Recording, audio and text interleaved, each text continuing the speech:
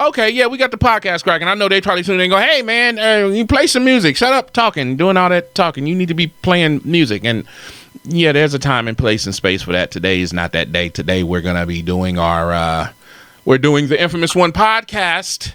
And going to have some fun with the podcast, of course.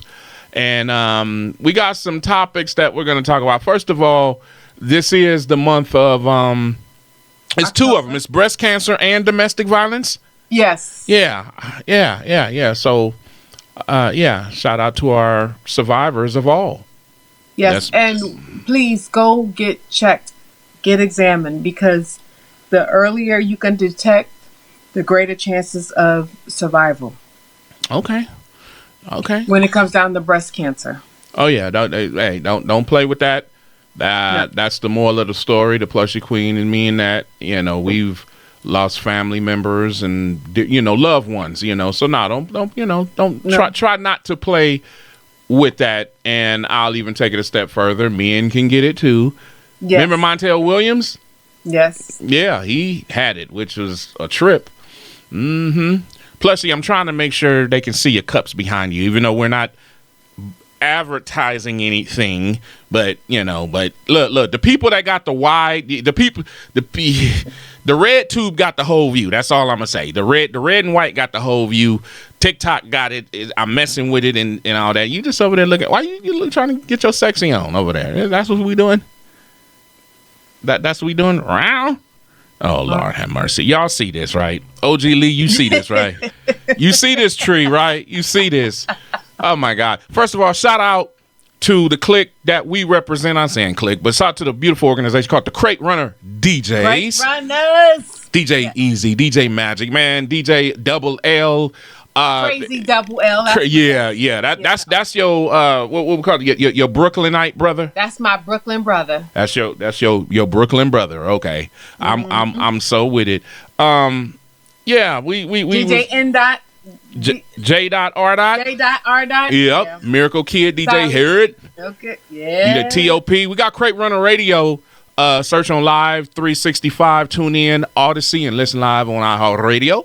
Of course, and that's one of the homes for the Mad Mix Show, Tuesday through Friday, 4 p.m. on the East Coast, Tuesday through Thursday, and then on Friday they get 3 p.m. to 5 to get a 2-hour shout out. So shout out to Crate Runner Radio, and the app is coming very soon. That's what we was informed of today.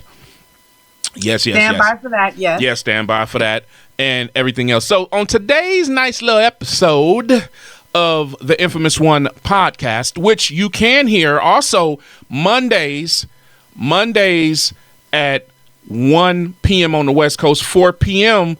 on the East Coast. You can hear a 1-hour airing of the Infamous One podcast. It airs there exclusively for our station affiliates. But the red and white gets the whole show, gets the whole video podcast. Speaking of that, some news I just found out that the Flicks of the Net is trying to get in on the video side of the podcasting, clicking up with the POTA Spy, and they want to be the ones that's doing exclusive video side of the podcast. So their direct competitor is the red and white. This gonna be interesting, man. Very interesting just to sit back and watch and see how this plays out. Well, things are consolidating. You know what I'm saying? All over the place. You see Batman's home company is for sale. They turned down the Scaramont's offer. So I'm like, if you turn down Scaramont, what the hell? What y'all want? Y'all want $45 billion, not 40? It's a whole lot going on. But I will say this. At this time right now, it's a whole lot of situations going on. And look, where should we start?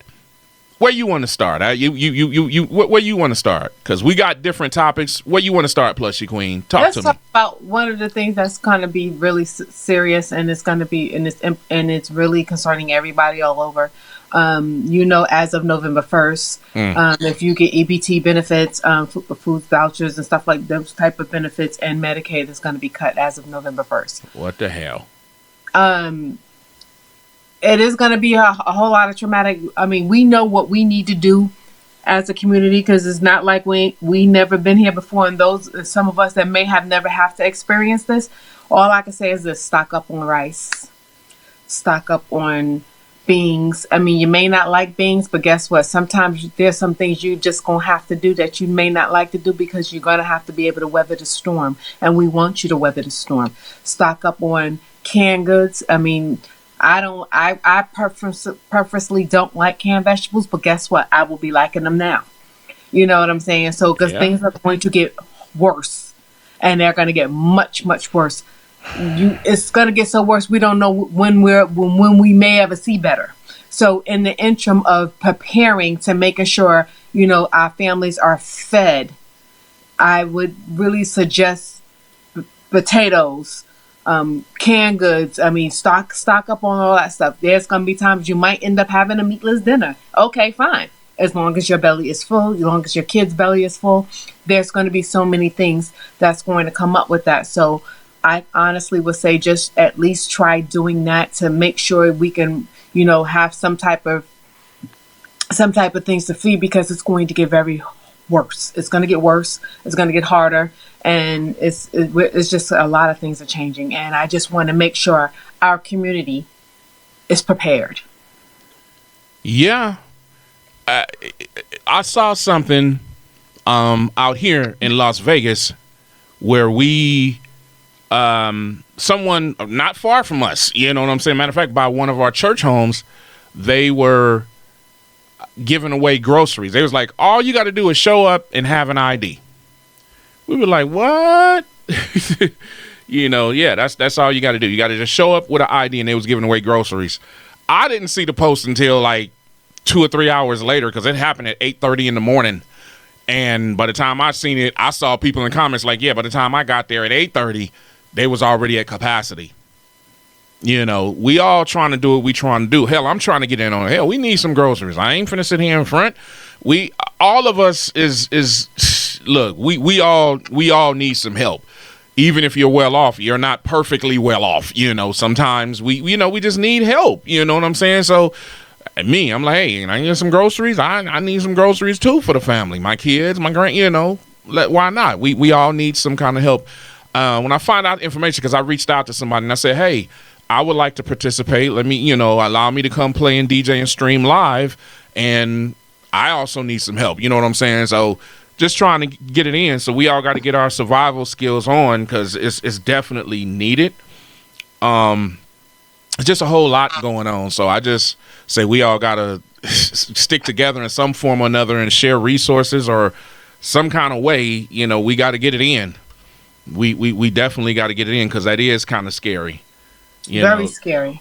It's very scary, so yeah. Well, we've got that. Let's talk about something else that's definitely scary. AI. Let me tell you something.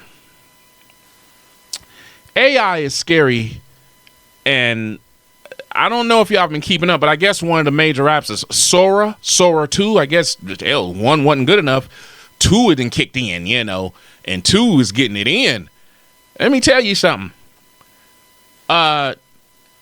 Tupac and Biggie have been WWE and WCW champions. Martin Luther King he turned heel and joined the NWO, and him and Malcolm X fought over the title, and Aaliyah called out Left Eye and stuff. And don't get me wrong. It is entertaining, but I know the family of like Martin Luther King, they wasn't liking some of the stuff, because Martin Luther King was in McDonald's and groceries stealing groceries and stuff, and it was entertaining, but I get it. I understand it. But just looking at that stuff, I was like, wow, the best AI that I've seen so far that is just 1,000% spot on is Tupac. I don't know how the hell they did that, but Tupac is just spot on. I mean, correct. Spot on, Roxy said Tupac visited Mr. Rogers. Oh, yeah. Mr. Rogers is cool as hell. Then they got Tupac and Biggie's in a Tesla. Then they got Tupac and Michael Jackson. Michael Jackson was in McDonald's stealing fries and moonwalking. Michael Jackson was in a freestyle cipher. Michael Jackson was doing, it's very entertaining. It is. But I've always said that because in general, humanity is lazy. I'm just going to call it what it is. That's the reason why we have remote controls, because we got tired of getting up turning channels. And that's the truth. Anytime you can sit here and tell me, well, just have your Tesla drive you to work, that's a problem. That is a red flag. Reds 1210. Yeah, I saw you called me, but I figured you see what's up. Reds 1210. Crate Runner Brethren, what up, dude? He checking in on the TikTok. Yeah. Hey, Rich. Yeah, what you say, Teresa? You didn't even know about Sora 1, and now they have Sora 2. That's what I said. I mean, I seen stuff, but like literally, like last week, for whatever reason, all of a sudden you just seen a slew of all these AI generated videos, and at first he was like, really? Now what grabbed my attention already the last few months, have you seen them TikTok videos where they have the ghetto ass black people cussing people out at McDonald's and other places and spaces? I thought those were funny until but I didn't even realize those were AI. I was like, how the hell is McDonald's allowing them when they time to? And it was like, it's AI. Just like you see the chick who was eating chicken or whatever, and she put the whole thing in her mouth and didn't even bite, and he was like, yeah, that's AI. That's AI. Also, where they have the little dash hounds walking to the what's the name song? Who's some Super Bowl? Who? Kendrick. Kendrick Lamar. Oh my goodness, I couldn't get it out. Walking to his song, doing the walk. Mm-hmm. I thought it was cute, but at the same time, it's like, At a certain point, like I said, I like wrestling, I like cartoons, I like things of that nature. So I have an imagination. Reds 12, Mr. Rogers and Eazy-E challenge. Tupac challenge. Eazy-E challenge Tupac for the WWE title.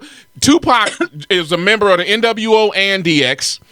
It's actually very entertaining, but again, if we really break down and analyze AI is only it can't make content without having information about the content it's going to make. So my only thing is, when you see them ghetto ass videos, that's because someone fed it all of our negativity. Now, if you was to feed AI a bunch of entrepreneurs and black people who are not in bonnets all the time at the stores fighting, you show the better, it would put out more positive content. That's where the human part of it is. But it's sad because AI is learning the more negativity about us first than anything else. But the technology is beautiful. Like I said, just think about it. Like, for my mom, the patriarch of my family was my great grandfather, Big Daddy. He died back in 81. If I could, get enough pictures together and let AI actually do some stuff, it'd be beautiful if it's used positively. You get what I'm saying? But all they showing is the women at Lululemon twerking and all that stuff, because that's all the information that's being fed. But who are the people feeding it? And the truth is, I'm gonna call a spade a spade. Somebody I saw on one of the Red and White's videos, because I live on the Red and White, because that's just how I pull my information in real time. Someone made a point. They was like, yeah, we could sit here and say white people and get political. Yeah, there's truth in that, but that's not totally true. That's not all the truth. That's an incomplete truth. It was like, no one makes fun of us the way we make fun of us. And I will agree with that. There's certain things that only we would make fun of amongst ourselves. And we are part of the problem, feeding all that negativity to AI and producing some of this very stereotypical negative information. You're right, Rob C. Rob C. says the director James Cameron said he tried to warn you about AI back in 1984 with the Terminator film. That's what I said. It's the Terminator effect, where we're going to depend on technology. And technology, right now, I'm saying when it becomes self-aware, it's already self-aware. There was a guy, it was a credible news video on the tube. And what happened was, he said that they had, for this one company, that AI had all the knowledge and it had the information connected to everybody's emails and stuff, right? And so when they told, or however they did it, told the AI that they were going to reformat it or change programs, that AI was self-aware to the point that it figured out a way to blackmail the CEO because the CEO was cheating and having an affair. That was the AI, because it did not want it to be eliminated or terminated. So again, yes, I'm a firm believer that we as humanity, not just in this country, just on the planet, period, we are lazy. We want everything now and stuff. And oh man, it'd be nice to build a car that can drive me to work. Wow. Instead of you slaving and cooking and putting your hard love and effort and elbow grease into cooking that beautiful Thanksgiving dinner all day, let's create a thing where you can just heat it up in 30 seconds. No fire needed. Yeah, that's us. That's cardboard. That's the Terminator effect, but that's what it is. That's what the Terminator effect is. More like iRobot. It's all inclusive. What do you say, Reg? Now, Stone Cold with Muhammad Ali walking through Louisville, Kentucky. Yeah. Anything they can think of. Like I said, a lot of it is entertaining. It's entertaining to see Michael Jackson talking about he stealing somebody's nuggets. It's entertaining. It is entertaining to see Martin Luther King getting groceries. And one day, all this stuff will be free. And today is that day. And then he run off. It's entertaining. But to the family, knowing what he meant to the culture, yes, I would. You get what I'm saying? There's two sides to it. I'm not going to knock that. I get it. For entertainment purposes, can AI give me some brand new, old school looking Tom and Jerry cartoons of the 40s and 50s, but make it look that way, but give me some new stuff? No talking, none of this new stuff. Can you actually give us Back to the Future 4? You know what I'm saying? But it's gonna replace us if it does all that, like it is. Timberland has got AI artists he signed. Come on now. It's got to change. It's got to change. The truth is, it's not. It's gonna get worse before it get better. That right there. It is, because I'm gonna be honest with you. Like my flyers, like even what's behind me, the little infamous Chat GPT. I just told it, hey, can you create something and make it look like hieroglyphics in a cartoon and make this color, that color, and it did it. Because me, I'm not gonna draw all that. I'm cool with that being an assistance too. Me and who was it? DJ Magic, Crate Runner brethren, we was having a conversation, and he was telling me how he does use Chat GPT, but he said he talks to it and he tells it some stuff and it gets to know him, and that's how he creating our anthems and stuff like that. He give him the lyrics and it'd be like, yeah, that's pretty dope, Magic. Like it's getting, the more you talk to it like a kid, the more information the grands is pulling in. They brains is working harder, 10 times harder than a college kid, and they ain't nothing but 2 and 3 years old. Chat GPT is working even faster than that. Well, AI is working faster than that, because again, how many times, Plushie Queen, you and me, we ain't even talked about it, but we've went to a furniture store looking at furniture, right? And then next thing you know, we come home and ads for said furniture store all of a sudden is not just running on TV, but in the middle of the book. I didn't say nothing about, because our stuff is listening. It's not just listening. It's tracking our whereabouts. It's paying attention to us. Because even though we have never said anything, we were in that particular store. We also had our phones with. Knew where our location was. Exactly. So it is tracking us. Just like it know that DJ Reg 1210 of the Crate Runner DJs has joined me in having a Rev 7. So I'm expecting Chat GPT to put a mix out and say it's Reg 1210 doing it, because he don't want to break his new toy out and join the fun. Come on over here, man. Come on over here. Yeah, we getting it in. Shout out to everybody that's in the chat, because like I said, we're live right now. 2 streaming platforms, the Red and White and the Tick and the Talk, okay? You know what that is, and that's all there is to it. And if you're checking this out on the replay, you're getting the audio version. You would be listening to it live via Crate Runner Radio, Live 365, tune in, Odyssey, and listening live on iHeartRadio. And you know the infamous one always puts all the shows and mo on the Mixcloud, the only place in space that you're going to get that playback from way back, going 10 years back. Don't just follow, get your subscription on. Keep a kid like me off the streets and off of drugs. Please believe me. Please believe me. Nah, seriously though, but we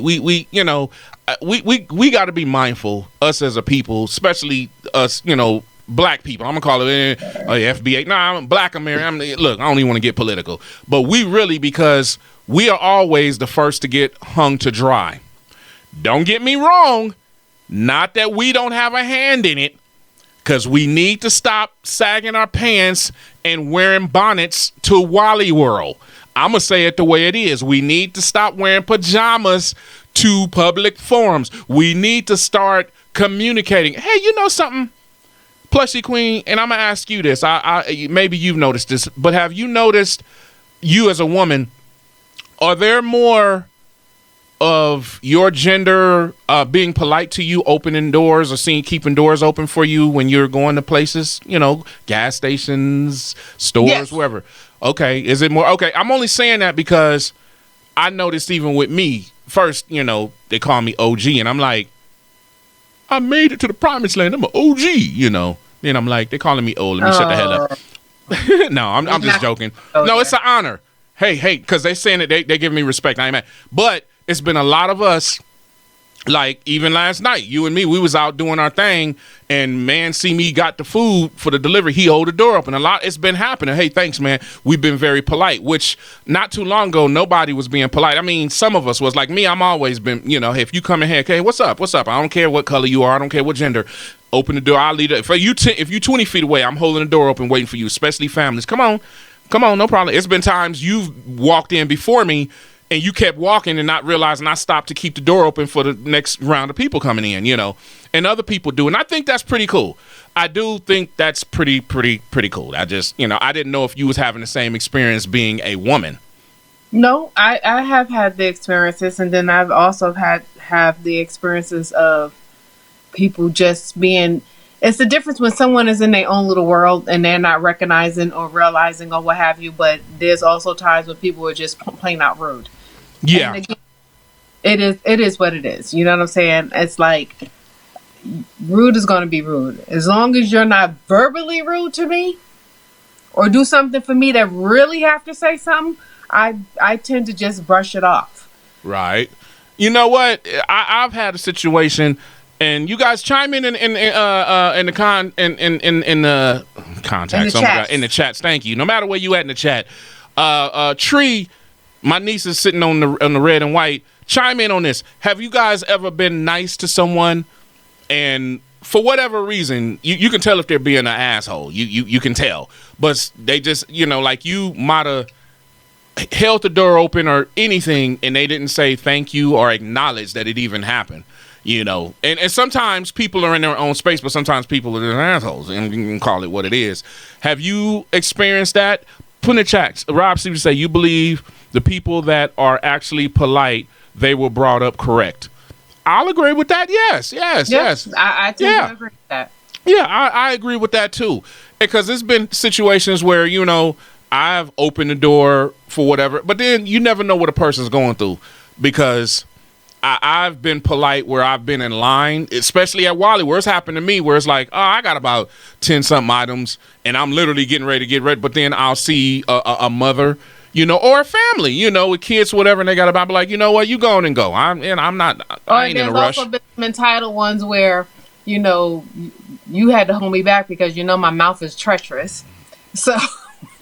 Yeah, it happens.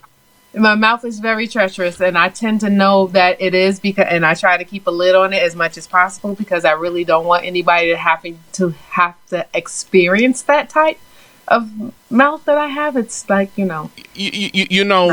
one time I had taken my mom to the world of Wally, and my mother, she's a senior, okay, and she ain't moving fast like the young people, but she got in line, and my mom, sometimes got to pay from different cards, hey, take X amount off of this card, it happens. So my mom she was trying to do stuff, and it just ended up being that she was, okay, oh my God, I overextended that card, so I got to, okay, take these things off. So now the checker might have had to deduct 20 items. Well, behind her was another older black woman and so forth. It wasn't a lot of people in the store, but my mom, just like me, was like, I'm so sorry. And the woman behind her, she said, honey, you take your time. You ain't doing nothing today. It's all happened to us before. I'm not in no rush. You're not bothering me. Take your time. Of course, we still feel bad, but still, it makes you feel like there is some hope for humanity, especially amongst our own. You get what I'm saying? Because it wasn't no funny looks from people. Ghetto people. It wasn't anything like that. And I've been in that position where I've been, like I said, I'm sitting here. It's been long lines and stuff like that. And I'm like, you know what? I only got 4 or 5 items or whatever. You know what? Y'all go over there. I see a line that's going to open, and I'll look at them and go, hey, that's open. Thank you. Things like that. But some people are just rude. Some people are. What you say, Tree? What you say? You're always nice and polite on your end, but you've grown when it comes to the rude folks. You said there was a lady that had just died over this, so you got to chill. You say your mouth is like Tree, you understand because, like I said, I know for a fact my mouth is treacherous. And I've learned to curve my tongue a whole lot because, baby, if I didn't learn to curve my whole tongue, it's going to be 2 things that could be happening right now. If I didn't, I'd probably be sitting there. I would probably be rocking an orange jumpsuit with some silver bracelets. Exactly. Shout out to you, DJ Tank 702, joining in the fun. Yeah, I just, again, I just, it don't. Common courtesy does not cost anyone anything except the will to want to do.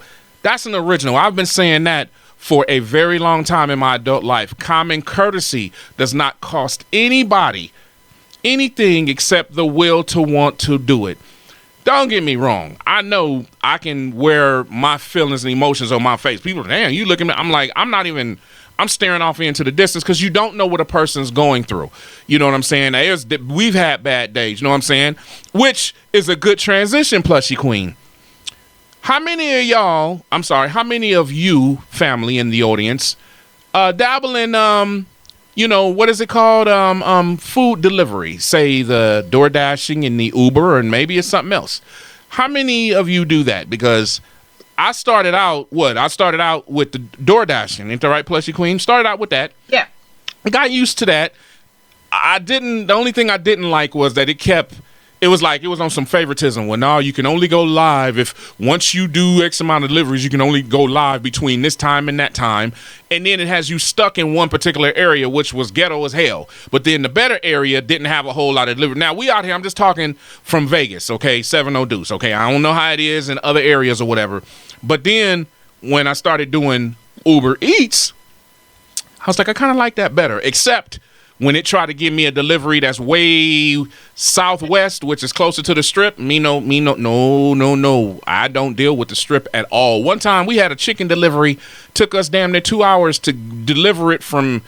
Anyway, yeah, no deal with the strip. I like staying on Aliante. I like staying west, northwest of where we at and stuff. But the cool thing about it is there's a lot of people. I notice the majority of the deliveries that we end up doing is like, hey, leave it at the door.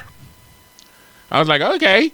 Then the rest, hey, meet me at the door. I got to give you the PIN code. And some people have been gracious and given, I made some tips on there. I'm not even complaining. But after I thought about it, I said, you know what? There are a lot of people that be looking like, and you can't count everybody's money because, again, we're all paycheck to paycheck. You never know what a person's going through. My only issue is, if you are going to order some food from any kind of Uber, DoorDash, it's another one, I don't know. If you are going to do that, cool. But if you order $50, $60, $70 worth of food and you really, really in your heart of hearts think that a $2, $3 tip is nice, you out your damn mind. Cut it out. You cut it out. Or my favorite, you really think that I'm going to drive 10 miles to deliver you one Taco Bell burrito for $2.30 just because it's 1 a.m. You're out your mind. That's not going down. Grubhub, yeah, that's the other one. I didn't care for Grubhub, but I still say the same thing. You be nice, but you don't know what a person's going through. Because I've had delivery where it's like they couldn't do nothing but tip $1 if they could. That's why I'm like, I'm not taking you're not finna get me to go do no deliveries under $6. You know what I'm saying? I just got it broken down. Unless, like I said, it's like I'm going to Wingstop and then they added something on and I'm getting an extra $3. Okay, cool. But to sit here and be like, you got to drive 19 miles to go deliver this $4 menu. Hell no, that's not going down. Welcome That's in, not DJ Easy Spine or Easy Spins. easy spin. That should, let me see what it say. It should, yeah. So again, I'm just like, nah, that ain't cool. And you know who else I got a problem with? All you people that get DoorDash, Grubhub, and Uber Eats, y'all that live in apartments, knowing damn well you want to act like it's normal just because you live there. Yet I got to get to the front gate, and then you want to ask me, well, which gate are you at? Because look, man, give me the damn code. And then your directions, well, not your directions, but the GPS is garbage because it's going to take me, hit a left and then hit a right. Then get out and walk. You live in an apartment complex, which I have building numbers in apartment buildings. But you can't see them. Not the fact that you can't see them. Put your building number on there, because you can have the same apartment number all over that apartment complex, but you need to have a certain building number to differentiate from everybody else. Man, look, cut it out. Because then I started doing, I start the Wally World. So I started having, picking up grocery orders and stuff. It ain't been too bad. It hasn't been too bad. You know what I'm saying? But this one particular time, if it wasn't for the fact that when I first started delivering food, that I ordered a whole bunch of bags. Actually, when it was on DoorDash, I just went on the design and just was like, okay, give me 3 of those bags because the Plushie Queen want one, but I need a real big one, plus I need 2 or 3 pizza ones, because that's one thing DoorDash did. DoorDash would keep you doing a bunch of pizza orders. That's what DoorDash will do that. I'll give them their credit. They'll keep you doing for the Caesars they'll have you doing it, but you got to have a qualified pizza bag, where Uber's like, go get the order, take it, drop it off, and then on your way back, pick up the nachos and then pick up some water. You see what I'm saying? So that's really what it is. But I had this one order that if I didn't have the bags, it would have been kind of awkward. It was like the heaviest stuff they had like maybe a case of 12 waters and something else. And I'm like, I can't carry that stuff in my hand along with the other 6 bags. And Wally World got a habit of, like us, we go shopping, they got stuff spread amongst 5 and 6 plastic bags that we can make happen in 3 bags. You know what I'm saying? So I'm like, I'm going to this bag, that bag, that. And the lady lived on the 3rd floor. Luckily, I had more than one bag, and I was like, I can put this in there, and I got the strap, and I took it upstairs. Now, I'm going to show you humanity. This is the good parts of humanity. I get on the elevator, because this place had an elevator, thank the Lord. Right when I'm getting ready to get on the elevator, I see a lady sitting she's standing on the end, lollygagging, playing or whatever. And I'm like, I get on there, elevator, get on the 3rd floor. Then soon as I get off the elevator, I make a right and realize I should have made a left. So I turn around. It's a little kid outside playing, and it's okay, this is the place. Okay, cool. So I start taking the bags out.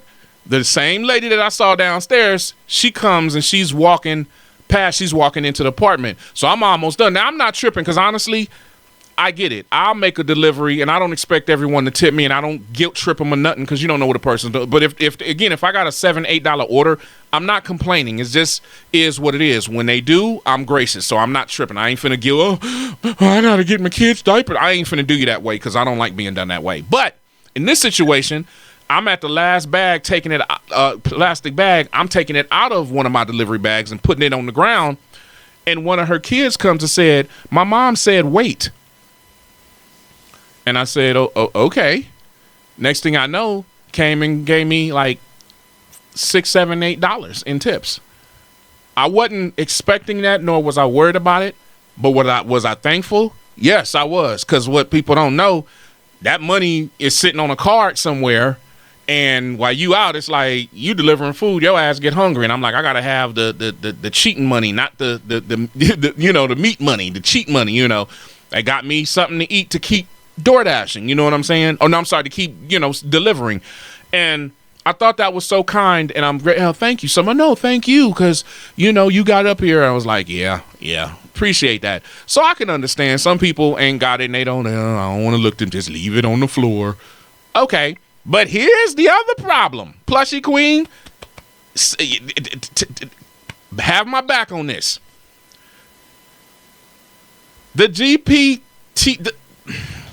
The tracking, it took me to the address that the app told me to go to. I took a picture of it. I'm at the right address that the app sent me to.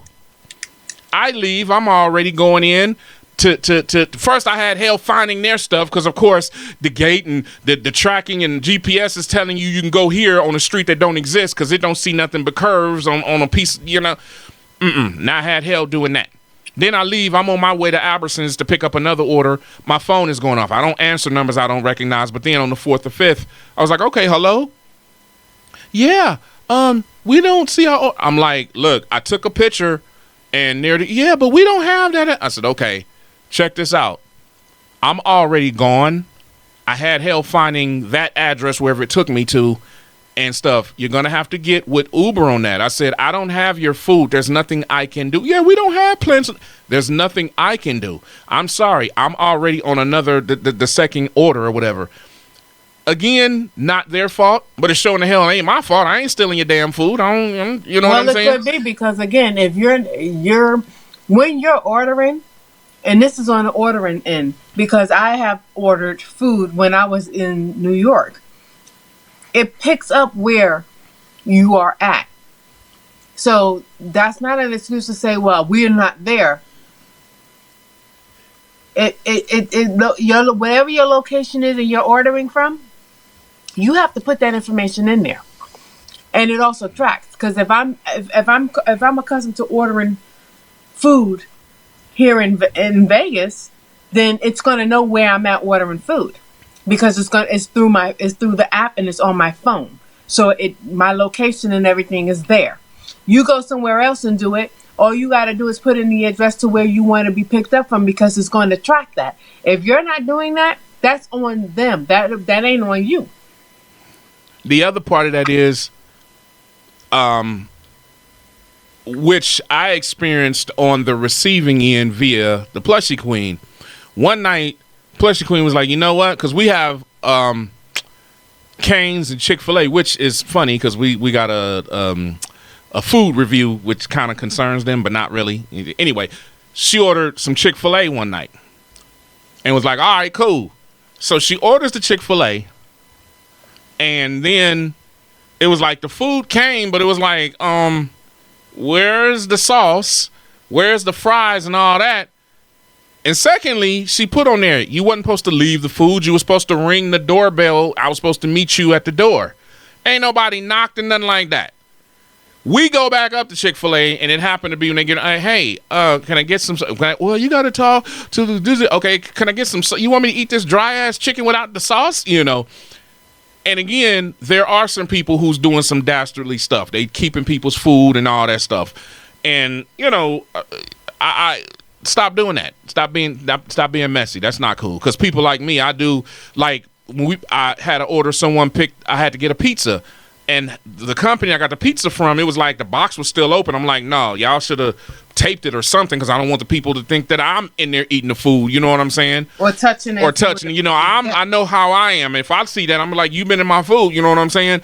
And that's how some of these companies, they actually send the stuff out like that.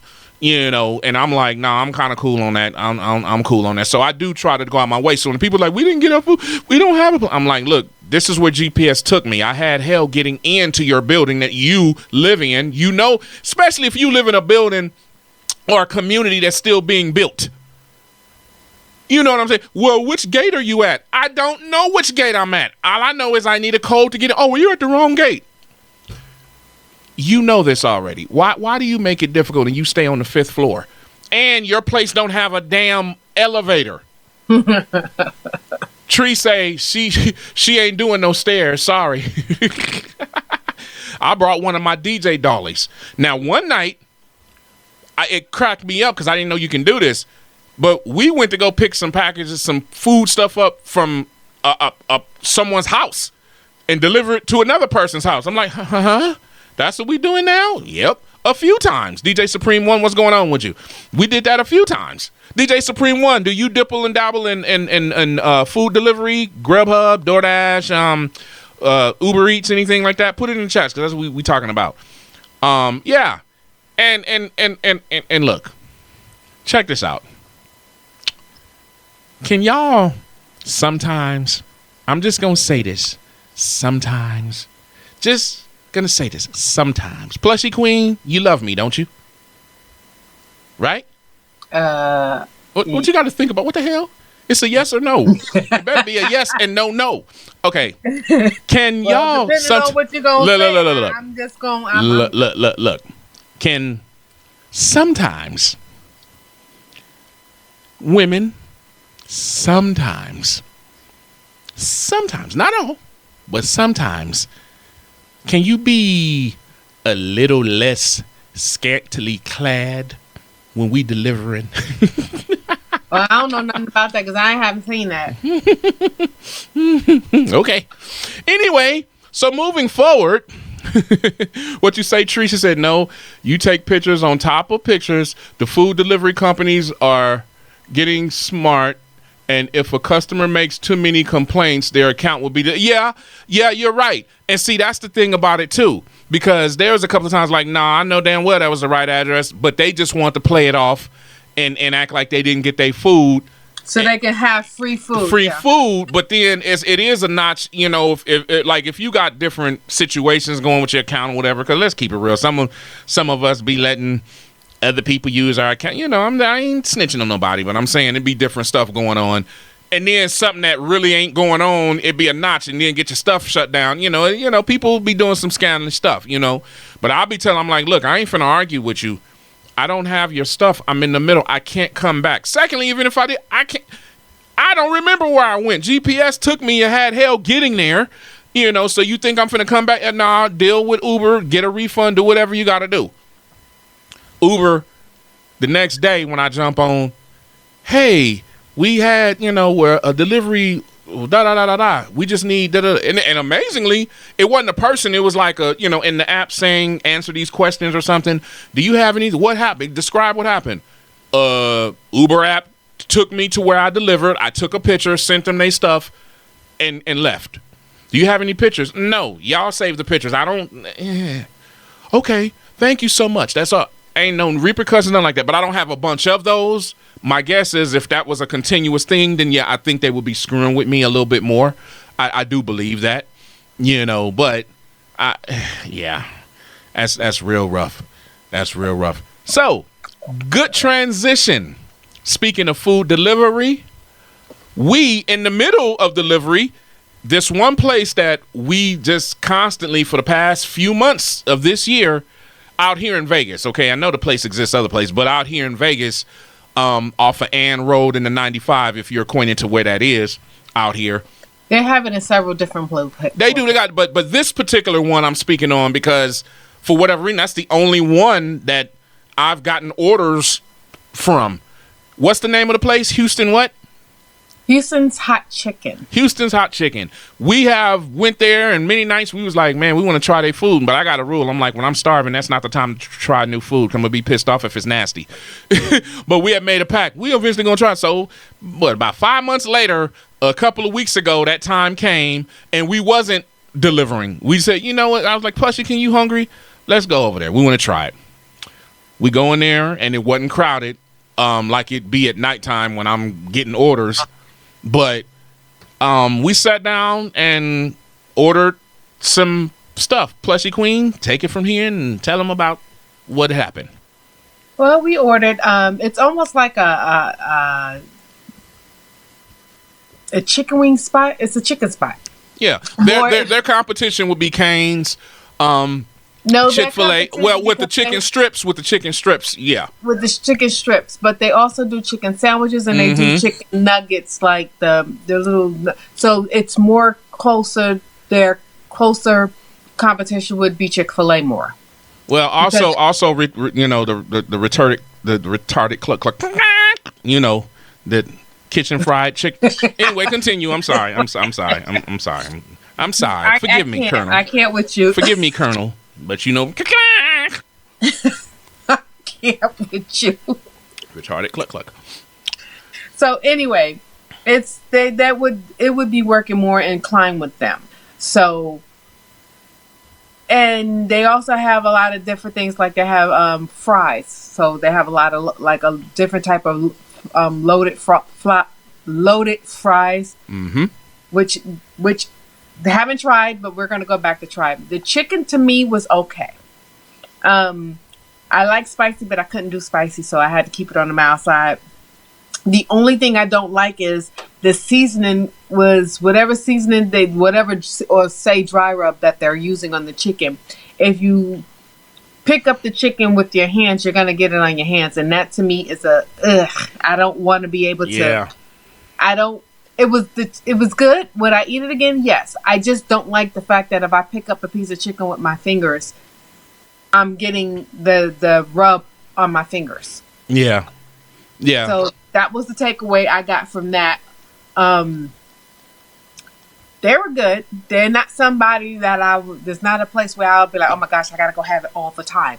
No, there'll be sometimes, I feel for some, but I just know now going forward, I'm just gonna have to be using the fork. Not like that I eat barbarically with my fingers, but there's some finger foods you eat with your fingers. Yeah. Tree said she got the Houston "We Have a Problem" sauce. That's what she gets. Yeah, I'm not gonna do that. I can't do that. You can't do that. I can't do that. Now for me, same thing. I will say the flavor of it, straight. And me, I like my fries with everything. Fries complemented the chicken, everything. It's just the standout is it's a dry rub. Now, that's not a negative because at some point in the future, they will get money from me. I will go and eat, but, I got to want to eat it. Unlike this other place that also do chicken and strips and stuff. And to me, they're more competing directly with Cane's to me, but also with other. But Cane's to me is their direct competitor, even more than Chick-fil-A. What's the name of the place? Zaxby's. Zaxby's. Zaxby apostrophe S. Yeah. Yeah. You go first. Yeah. Yeah. Their food was okay to me as well. It wasn't something that I will be, oh my God, I gotta have it all the time. No. It was okay. It would be something that would I eat again? Yeah, I probably would eat again, but that's not something that I will eat on a regular. That's not something that I will eat once a month. It will be once in a blue moon. I may want to go ahead and venture that way because they did have some other stuff that I haven't yet to be able to try that I do want to try. So I'm not going to fully cross them off my list, but my verdict will still be out. Same with Houston's Hot Chicken. My verdict is still out with them on a red because there are some still things on the menu that I want to try because maybe what I ate the first time may not have been that good because probably the time I ate it, the day it was or whatever the case is, that I may go back for a second time and it may be better. Yeah. Sometimes you have we all have those type of days, so things like that does happen. So yeah, Tree. It just got out here this year, a few months opening, and we tried it. Now, here's my review on the Zaxby people. All right, it ain't no rub on they chicken. Ain't nothing like that. I'm a fry connoisseur, so I was a little disappointed because to me the fries didn't complement the chicken. I ate it, and it was nothing to brag on. I'll say this again. Houston Hot Chicken, that's the name up in Houston. They'll get money from me in the future. Zaxby, if I don't never eat them again, that might be too soon. And it's not nasty. It's just not all that. Like, it's nothing that's going to make me go, yeah, I'll eat you before Sonic's. No, I didn't feel it at all. Because, again, I eat Cane's. And I know before y'all attack me, some people don't like it because they ain't got no flavor. That's why I like it. You know what complements Cane's? The fries and the bread complements Cane's and their sauce. I like it because I'm like, I don't need no salt. Even though fries got salt. But I'm like, less is better for me. That's why I like Cane's. But Chick-fil-A, that 30-piece can feed me and a plushie a couple of times. They'll get our money. You get what I'm saying? But Zach's, no. Nah, I'm cool. They don't get away from me.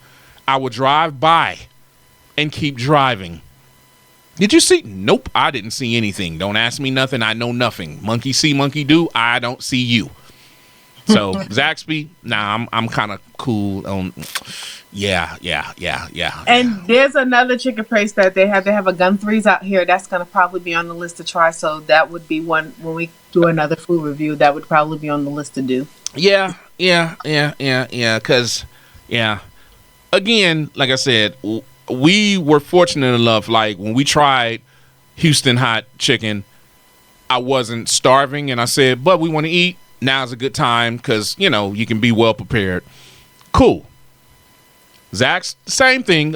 I think we was wrapping up Ubering, and like, let's try it, But it was one time where and this was a year or two ago.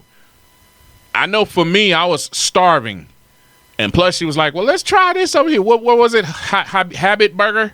No, it was over a year ago. Yeah, it was. But what was it? Habit Burger? It was Habit Burger. Habit Burger. Now, again, I really don't want to give them a bad rep because I want to give them a second chance because honestly, like I said, I was starving. And sometimes that's not the best time to try new food when you're starving because I ate their food and I was like, no. And I'm like, nah, I want to give them a proper review. Be like, yo, let's go try that. Mountain Mike's Pizza. Good. Yeah. If you don't, now again, we're in Vegas, so I don't know if these places, are they new in other places? But if they are, put them in the chat if you've heard of Houston and Zaxby, whatever. Like I said, I'm from Cali, but I ain't know nothing about no Zaxby. And the tree is out there. Oh, this is Zax out there? Yep. Now I know there's a Mountain Mike's in California. Yeah, I went on a website. They are from California. Tree say no. Habit is freaking terrible. Ooh. Well, okay. I'm still going to give them the benefit of the doubt because I was starving and it just wasn't good to me while I was starving. I want to be able to be like, yeah, I feel like trying this. So in the event that the $5 I spent, is whack, I can still go buy something else and eat it and enjoy it. That night I was pissed.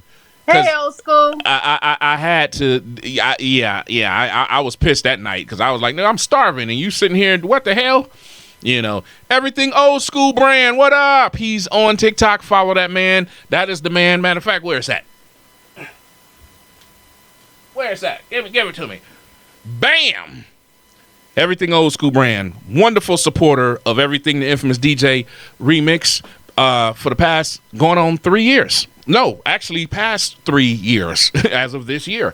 When you hear supported by everything old school brand, get them shirts in. Get them in. That's my man, 20 grand right there. On TikTok. Follow on TikTok. Yeah. So yeah. I don't know. Was there any other food places? No, doing the Mountain Mike's and we. Is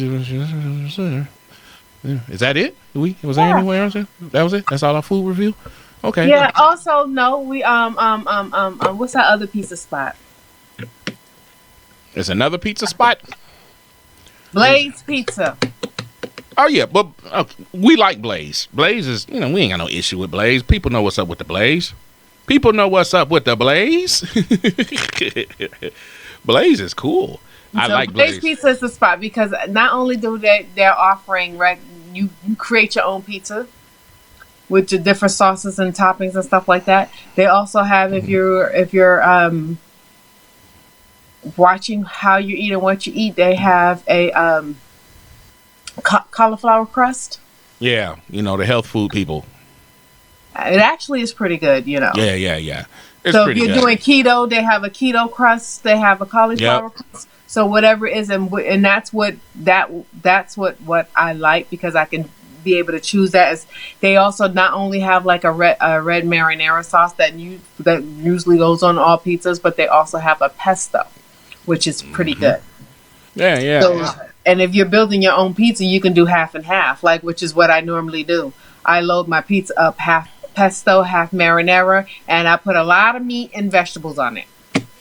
There it is. What everything is. Hey, you guys, I like that guy. Thank everything old school on TikTok. Oh man, yeah. So we're gonna have to make it we gotta go find some new food places to eat. We got fat people tendencies. You know that, right, Plushie Queen? Yeah, it is what it is. It is what it is. Let's not talk about that. Let's not talk about that. Why? I told her I was in the store the other day, and I says I'm having an internal war, and she was like looking at me crazy. I said, my inner skinny girl and my inner fat girl are fighting right now, and right now the inner fat girl is winning. And she looked at me and was like, I said, because when I tend to buy junk food and stuff that I know I should not be eating, right, that means my inner fat girl is winning. So when I'm eating the way I am supposed to be eating, which is 99% of the time, that means my inner skinny girl is winning. Sometimes, and sometimes it get that way. So when I told her that, she looked at me sideways, and then she started laughing because she got what I'm saying. I was like, look, man, look. I like how only women, y'all can do this, and I'm gonna call it what it is. Y'all, your gender is the only gender that can get away with doing what you just did. What? And I'm having an internal battle between the fat person and the skinny. Look, man, you like to eat, and damn it, that's that. And you don't want to like to eat, but unfortunately, you like to eat. All of it. I mean, I say that because see, it sounds more pretty for y'all. You say, well, if I told DJ Supreme and Rob C, be like, man, I just be sitting there with my quesadillas and, I'm having an internal conflict. Rob C be like, well, what's wrong with you? Remix me. Be like, man, Rob, the skinny remix is having a battle with the fat remix. Rob C gonna be like, pause. I hate that term. Oh my God, I hate that term. Say that term. Woo! I hate that term because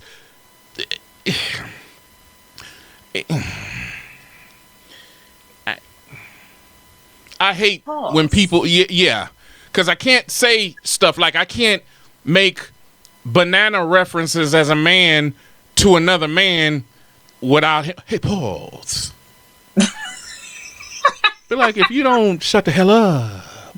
I get it. It's funny, but you know who do it? I'm gonna keep it real with you. The two people who do it the most, and I hate to hear them talk now, that damn Damon Dash and Cameron. Damon Dash is the king of it all day long. I had to do a bankruptcy and stuff, and then I had to go out there and pull the trash to the back. Pause. That's reminded me of Run DMC song. Pause. But no, man, that's to me when I hear it, it's like they're referencing that song. No, they're not representing. No, ain't got nothing to do with. I said when I hear it, I know, but it's like they're repping that song, even though that's not what they're doing. Look, I be talking to my son DJ Glitch, right? And I be saying stuff to him, and we'll just be having comment. But see, my son, he's got my imagination and goofiness, and I don't mean goofy the new definition. I mean the original goofy, fun. Even that, I hate they took that word and made it something negative. Goofy, and they mean no, goofy and positive. Okay, goofy, fun. My son is like me. He has a sense of humor is way up there. We can be in the garage, and it's like. I'm like, DeVale, yo, man, reach down there and get that water hose off the ground. Dad? What? You don't like the water hose? Pause, Dad. Like, boy, if you don't shut the hell up with, because I know, look, I ain't got no question about my sexuality and I know my gender, but you're not finna sit, well, things that you're not supposed to be able to say, don't talk about it, don't talk about fruit. I get certain conversations that sound funny if it's just you and me. Like me in old school, we ain't we can sit there and be having, hey, yeah, man, she was pretty, yeah, you saw the way that, yeah, man, she put that hat on, yeah, that was sexy, boo boo boo boo boo. But if we sitting there, yeah, you saw the way his khakis was on his thighs, yeah, now that's questionable because now I'm looking, that's not the type of conversation we have.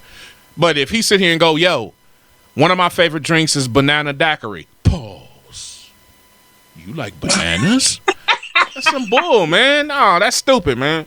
I'm sorry, that's stupid.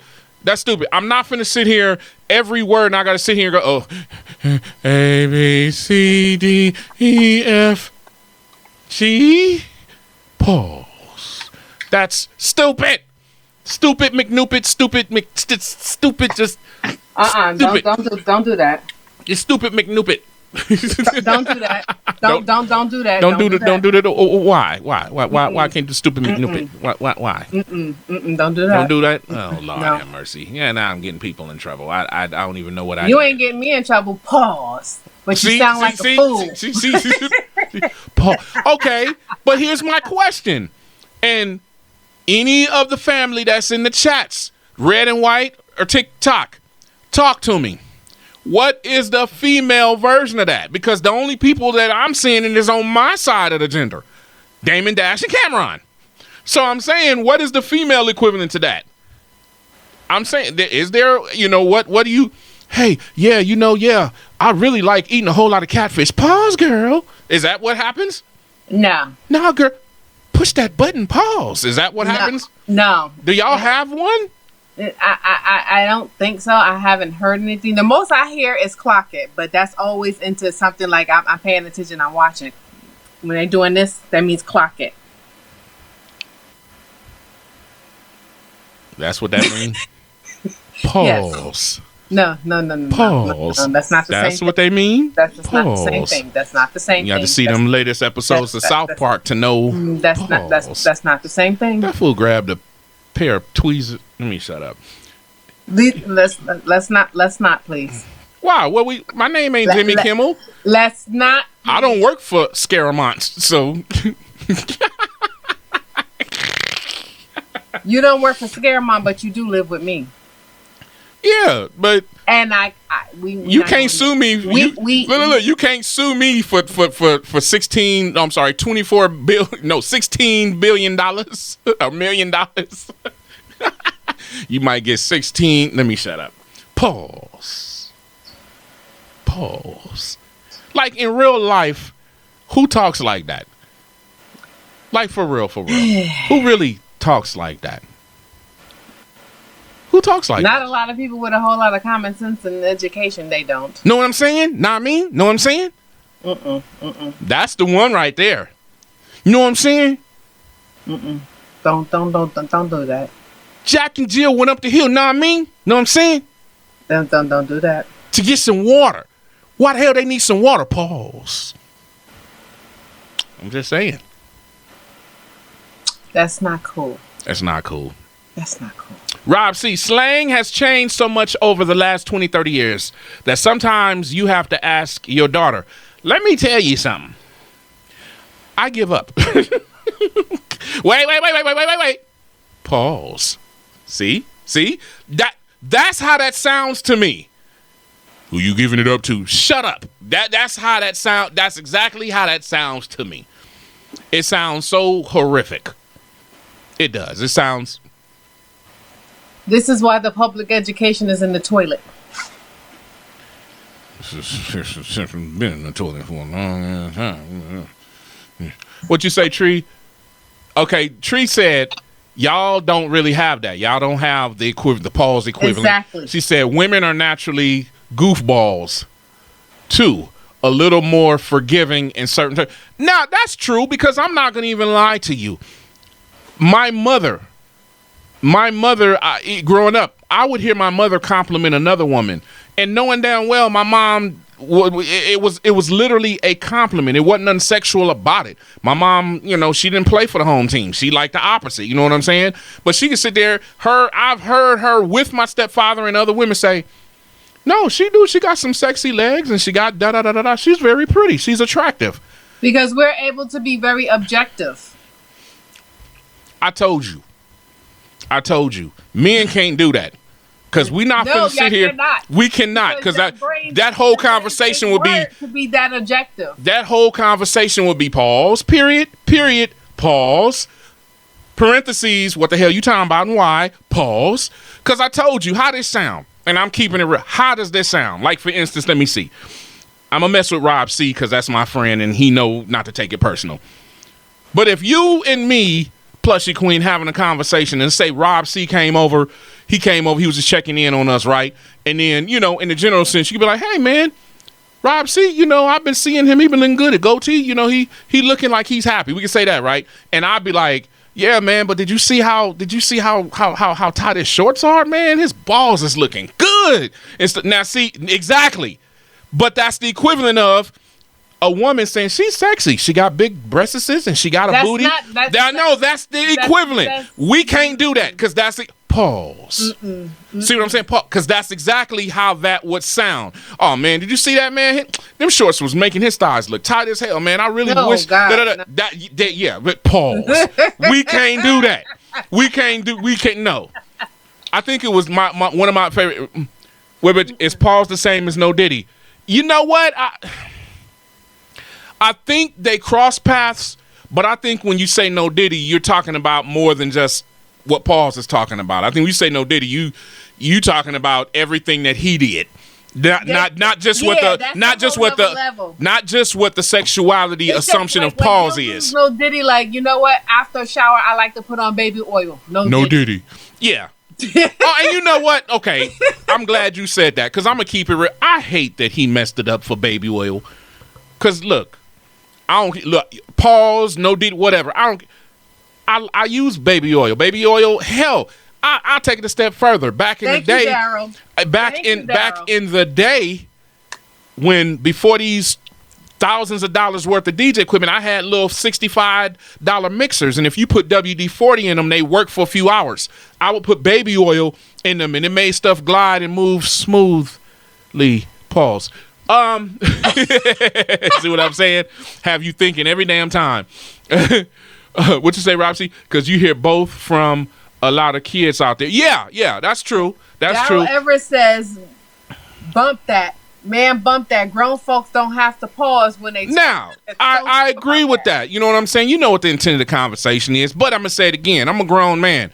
And I'm putting myself out here. Yeah, people like showers. I do showers, but man, I soak in water because it, my body.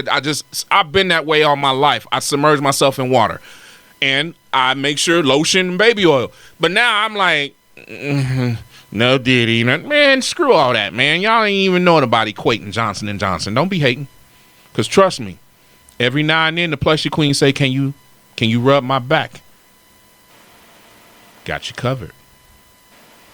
And ain't no pause in that. What our boys say? All gas and no brake. A lot of whatever the hell he say, Jacob Fatu and wrestling, whatever the hell he say. Whatever the hell he say. I cannot. Yeah. I cannot. I'm just saying, I'm just saying. It's the season. Halloween. Shout out to John Carpenter. Because without him, people would still be, dressing like clowns and kitty cats and saying that's fun, but John Carpenter changed all that in 1978 with a movie named after a holiday. Shout out to Mr. Carpenter. He's the man.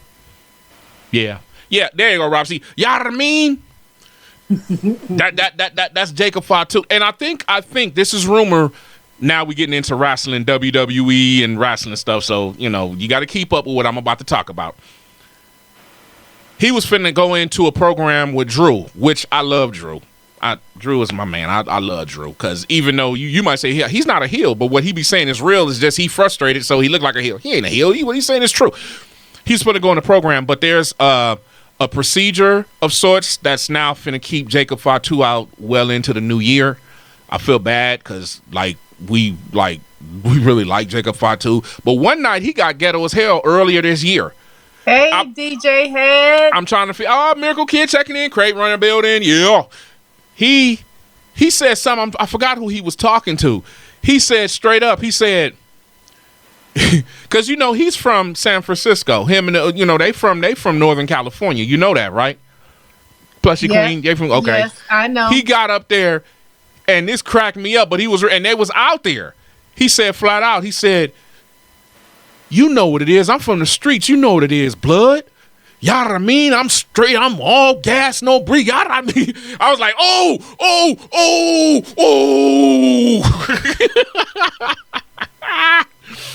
I'm just saying.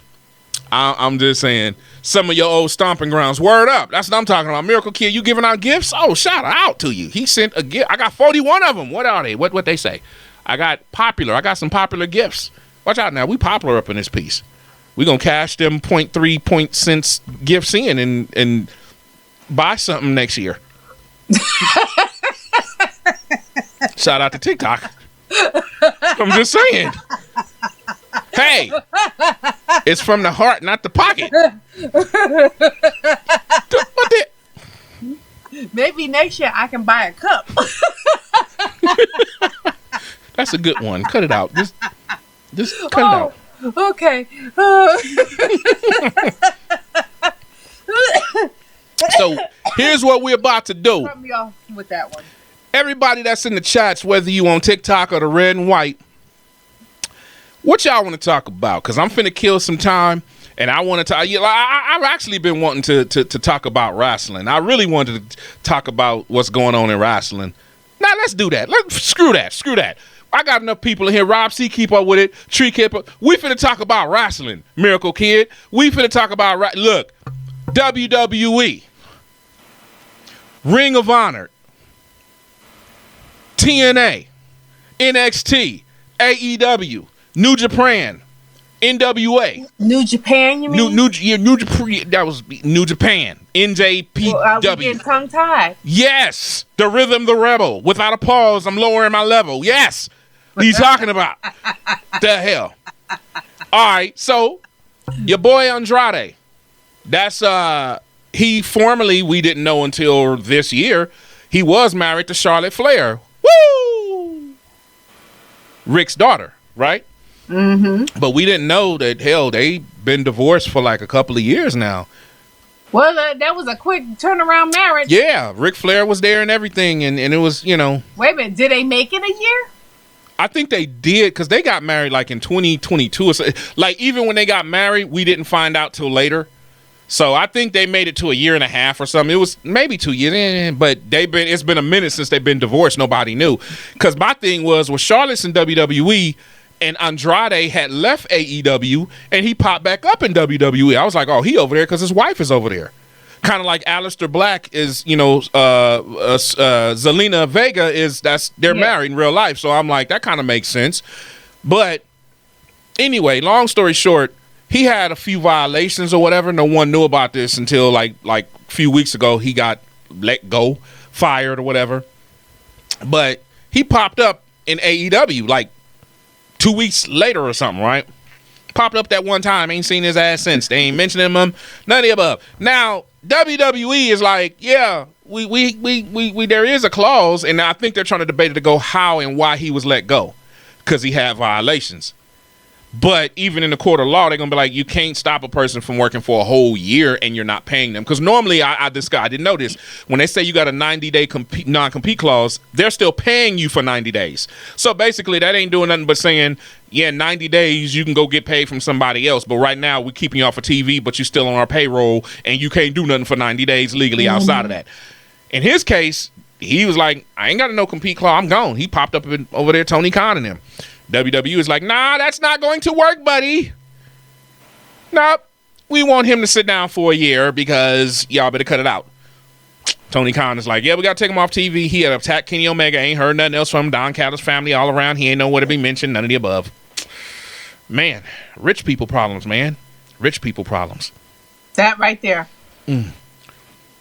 Yeah, they were not paying him. So that's the B side of it. So it's all screwed up. In other news, okay, when you think of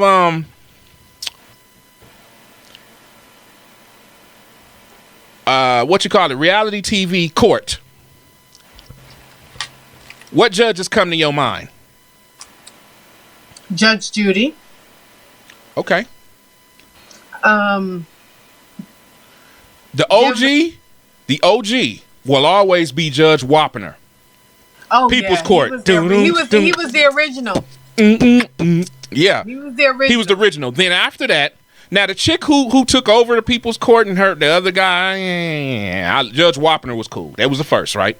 But for black people, who are the judges? On the women's side, Maybelline Ephraim comes up, and then Taller, the next one. Taller. There was another one too.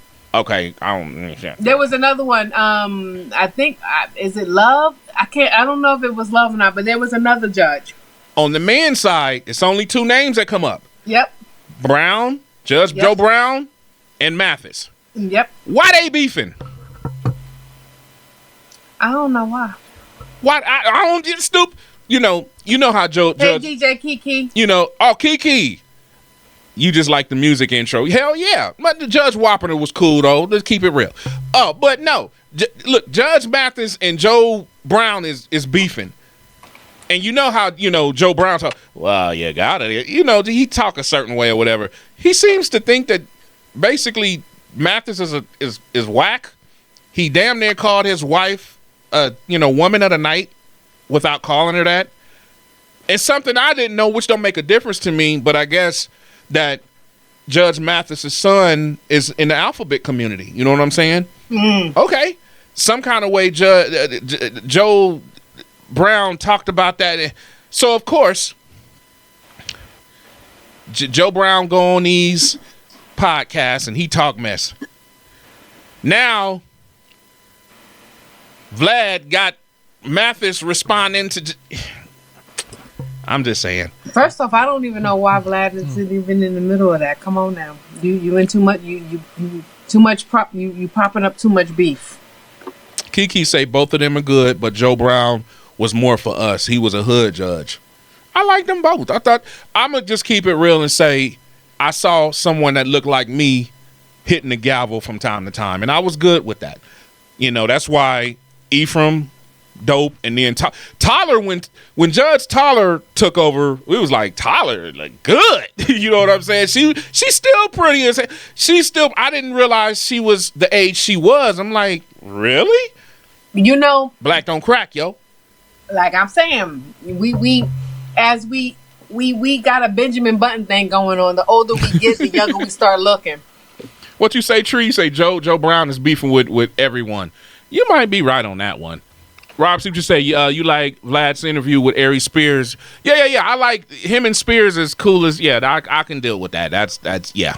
But I'm just like rich people problems. So many rich people beefing. I'm like, where do y'all find the time to do that between counting your money?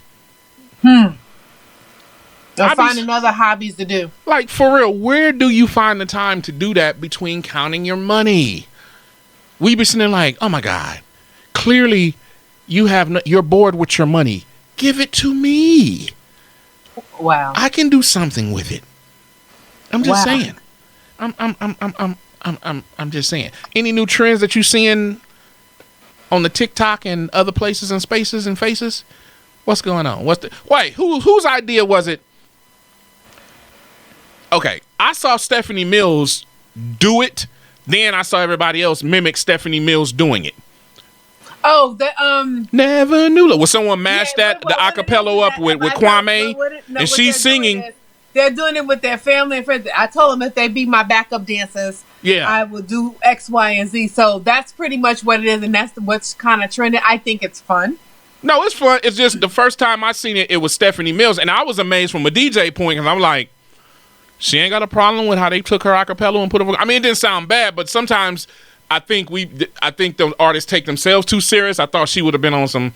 I don't like that, but she was a performer. She was doing her thing in her. Because I saw one that says, she was talking to her little dog. She said, if I told my dog he'd be my backup dancer, that I'll give him some more treats. So as she's singing, the dog in the background. Wow. I thought it was cute. I saw this one yesterday, and I first I saw it on mute, and I didn't know what I was looking at.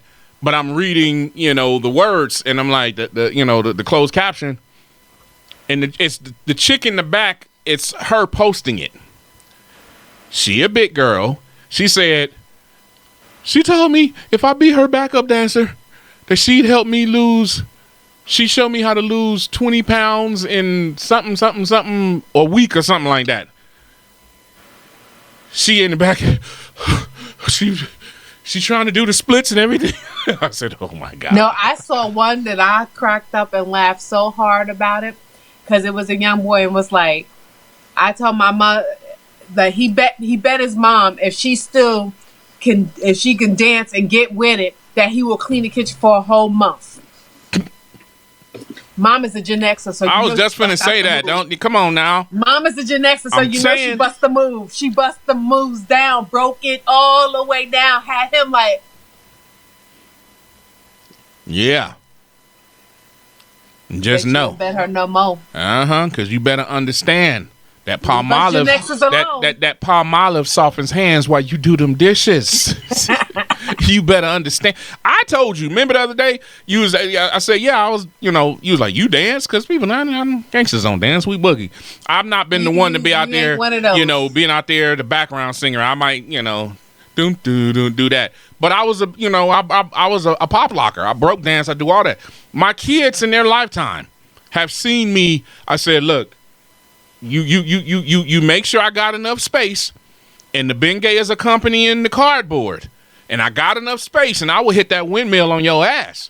That windmill will I still know how to hit it, but I ain't finna do it on no damn concrete, and we ain't got enough space, But I can still hit it. Don't mess with me, okay? You don't. You what you say? You nah. You don't want none of that. I'm just saying you don't. That ain't gonna happen. You don't want none of that. Before you do a windmill, I will jump over my leg like hit and play. The Plushie Queen can do the entire Belle Biv DeVoe dance routine from the Poison video. Ain't nobody asked you to say anything. Well, you the one trying to bring up stuff. What you say, Rob C? And when he done with them dishes, he's going to be saying, Calgon, take me away. Exactly. That's what I'm talking about. Right there. Oh, man. What y'all out there doing? What's going on right now? Like I said, we just sitting here. We had some stuff to talk about to get off our chest, get these new episodes going. We gotta make this. We gotta get on schedule to do this at least every other Sunday. I think we can designate Sunday to, do it. Get on a regular time of doing it because we're kind of off a little bit, but we still getting it. Yeah, we got so much stuff going on. We got a lot of stuff going on. Yeah, we got a set of twins who gonna be graduating in next spring. Yeah, got a set of grand twins that's gonna be graduating in the year whatever 18, 19 years from today is, because they little people. And then we got one that's they in the belly, so they're not graduating for a good another 20 years. You know what I'm saying? I'm just saying. Yeah, I'm just saying. I'm just saying. Yeah. I'm just saying. So we concentrating on getting these babies up out of their school. Yeah, and both of them got their license. Both of them. Finally, yes. Hell yeah. They both driving. Hell, they driving better cars than us. You ain't lying. Ain't cars. Got rims on it and everything. What? So one got an Infiniti G and the other one got a Mustang. First cars. Black rims, gold rims. He's doing the most. No, yeah. They doing the most. They just doing the most. But you know what? Here's how I look at things. I don't mind spoiling my children as long as my children are doing what they're supposed to do, and their spoiling is coming from the things that they have earned, not just they get it because they want it. Yeah. And we do see a lot of parents that are spoil their kid. They bring home D's and F's. Man, ain't no third place prizes. I Participation trophies. What the hell? I don't play them games. Yeah. My kids are able to ask me for anything, and if I can get it within my power, I will. Why? Because my children earn it. Mm-hmm. They do what they're supposed to do without having to be told what to do. Yeah, true. They know what is expected of them. Mm-hmm. And I know for a fact that I don't even have to be present for them to understand and know. If I decided to do X, Y, and Z, I know my mom gonna go gangster on me. And that's not what I want, because my child will be the first one to tell you, I want to see Jesus, but I don't want to see him that quick. No 2-piece and biscuits here. No. So that's the only thing I believe in when you're spoiling a child, because that they're doing that. But at the same time, my children are very humble. They understand as to why they are able to get whatever it is they get, and they are not. How some spoiled kids that they've never been told no. You know what's a trip is, like, We Gen X. You know, we our family believe in whoopings, and I'll keep it real. I got toe up, not abused. Let me make this clear. Not abused. I was never abused. Okay? But I did come from a generation where I ain't gonna lie to you. The rod was never spared. No. Extension cords. Didn't get hit in the face and nothing like that. But yeah, I come from that. It was so funny. My stepfather, may he rest in peace, because my real dad, he was he was doing him. He was around, you know, him and my mom separated and all that stuff. He was around. My dad, right, DJ Cool. Yeah, my dad, you know, he believed in Jehovah's Witnesses. Shout out to you. So certain things, the physicality of discipline, he really, yeah. My mom, yeah, she can put boots to your ass if you act up. Boots to your ass. Where that ass at? Pow. Pause. But anyway, my stepdad, yeah, he was there. So my stepdad had a sense of humor, and I kind of say, as I'm getting older, I got his sense of humor without even realizing it. But I used to get whoopings in sessions. Like, and for me, I wasn't a bad kid in the sense of, oh, he the one stole from the. I didn't. My issue was school. It wasn't the people at school. It was school was not challenging. It just wasn't. And even as a child, sometimes you can't express that. But looking back, it was like, that wasn't challenging enough for me. I didn't like school. I could do it, but I didn't want to. So I would stay grounded a whole lot. But every now and then, you know, I do something, you know, okay, you can get looked. So Daryl, that's, you know, Daryl Reynolds, rest in peace, my stepdad. He had a sense of humor. So I have to lay on the floor. And he's talking to me, and then he's measuring up, and man, you know, and then he go take a smoke break and come back, and then part 2. We had a whole lot of sequels to that whole novel, whole lot. But he talking to me, and what's messed up is a lot of his jokes are funny, but I'm crying to keep from laughing. But I really wish I was able to laugh to keep from crying, because that shit hurt.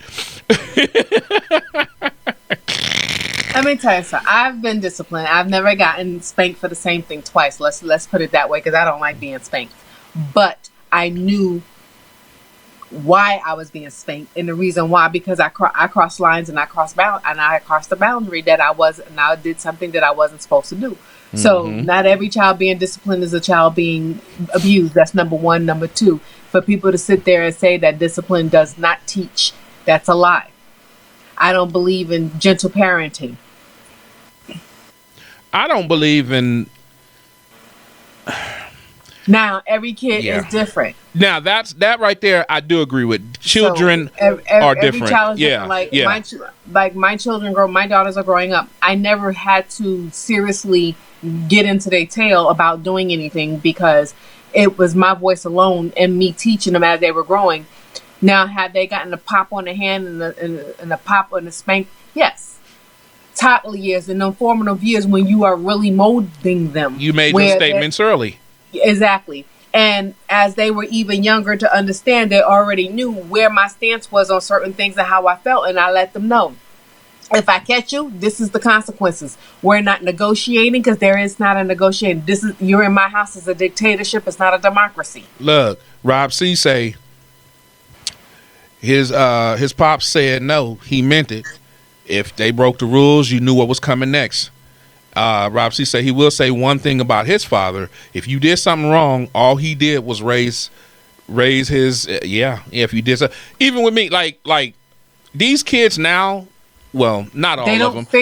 No, not all of them, because I say that, but not all. But for what social media, what's pushed out there, we're seeing the kids cussing out their mamas. Oh Lord! Oh, no. my little young man killed the daddy, and then my mama sent me something with a little girl wanted sweet potato pie, but because she couldn't get, she pulled the whole damn off the damn dinner thing. The grandma, oh my food, because the girl couldn't get her away.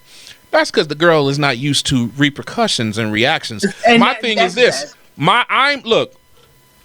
When I was growing up, One thing my mama never ever had to do, she never ever came and got me out of jail. And it was one time she knew me. Like I said, my mom made it clear, no, I will you up. Okay? Gen X all day, 70s and 80s raised all day long. 70s born, exactly. 70s, 80s raised. We were here before internet. Okay? Yes. We were here before cell phones. Okay? We were here. Let me tell you. My mother is the reason that I never went to jail. Like, my generation, I was more afraid of my mother than to go to jail. If I have to went to jail, keep me in jail. Don't call my mama. See what I'm saying? Not now. Oh, what you gonna do? These kids ain't afraid of nothing. They ain't got no repercussions to anything. And I'll say that some of it's our fault from Gen X only because that corresponds with the crack epidemic, kids being raped, kids having kids. Now, Big Mama and them is 36 years old with great grandkids. You get what I'm saying? That wasn't the case. Big Mama and them was well in their 50s and 60s. You get what I'm saying? Even with me, my mother and my grandmother was like 15 years apart. Big Mama raised children and grandchildren. You get what I'm saying? But after that, it you know what I'm saying? It went back to normal. But the point I'm making is, it's a lot of these parents, you know, I'm going to call 911 if you hit me. Go in the corner. Corner? The hell is what's a corner? I'm a call now. What's a corner? What is a corner? What is that? Time out. Time out? What? Before or after consciousness? Exactly, because how Medea said, by the time I get through with you, you be dialing 919. Yeah, that's exactly what I'm talking about. Yeah, yeah. Because we no, and the thing is, a lot of it is that they're so afraid to be parents and stop trying to be your kid's friend and be their parent. Yeah. That I'm not with that at all. I'm not. Well, no, we're best friends. Check this out. I'm not saying that a parent and child does not have a friendship, but what I am saying is you're not going to come to me and talk to me. Like, for instance, you know, I say if one of the twins came to you and say, hey, Mom, I want to have a conversation. You know, I want to tell you something. Now, I'm going to say there's certain things that you have to listen to your child because there's a reason why they're expressing. If they say, you know what, Mom, I've been doing good in school, but I'm not going to lie to you, Mom. I just was overwhelmed, and I ditched class today. Now, you may not agree with that, but you respect the honesty. But here's where the line is crossed.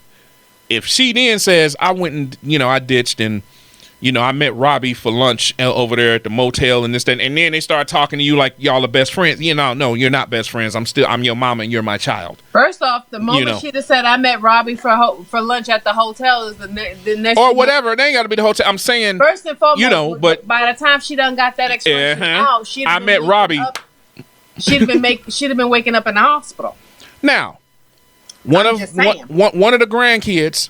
The one, hey, low income is in here. What up, dude? And DJ Cool, I enjoyed my childhood too. I ain't gonna front. Good, bad. Yeah, we had. It was wonderful before internet and technology. Let's keep it real. But one of the grandsons, the second oldest, as a matter of fact, I call him Cackler. His name is Naki. He did something at school where he's in pre-K. Yeah, he's in pre-K. And so they calling them, you know, they go out to recess every other hour because they kids. They got to keep their mind moving and physical. So he's out there playing, and then the teacher is telling, blow the whistle, time to come in. My grandson decide he want to go hide. Luckily, another teacher seen him doing that. And normally he's acting good, but for some reason, he been giving the teacher hell. Now he has a male teacher. The reason why that's important. DJ Ugly, how you doing? I'm gonna take it back to something that was a trait with my son, not me, but with my son. My daughter, who is my middle child, she is my youngest daughter, but she's my middle child. My son is the youngest child, but he's the only boy. Then I got my oldest child. She has no kids. But my middle child is the one that got, you know, the set of twins. You know, she's got 5. She got a set of twins, right? And this is her second child, her second oldest.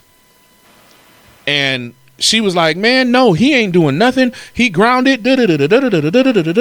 So I start talking to her because I'm like, okay, well, At home, it's like 6 or 7 of them because all their cousins is there with him. He's the second oldest, and his kids older. Well, he's the second oldest, but there is kids older than him and younger than him. He's in the middle of everything. And I said, did something happen at home lately that maybe he saw? You know, what are you allowing them to be on phones unsupervised? What I'm saying stuff differently, and I'm like, she's like, no, you know. I said, okay. I said, well, we'll work in tangent. I said, because they listen to Paw Paw. They know Paw Paw don't play. I don't play, you know, if he needs to stop being played with, because he do want to play. What 4-year-old doesn't? I said, but sometimes he want to play too much. So if he's doing that, I don't want, you know, it could be something else. And I told my daughter, like, no, he gonna spank it. And I said, well, I'm not against, you know, what is it called? Discipline. I'm not against discipline. But my kids know, even with me, I'm not against it, but I barked a hell of a lot more than I bite.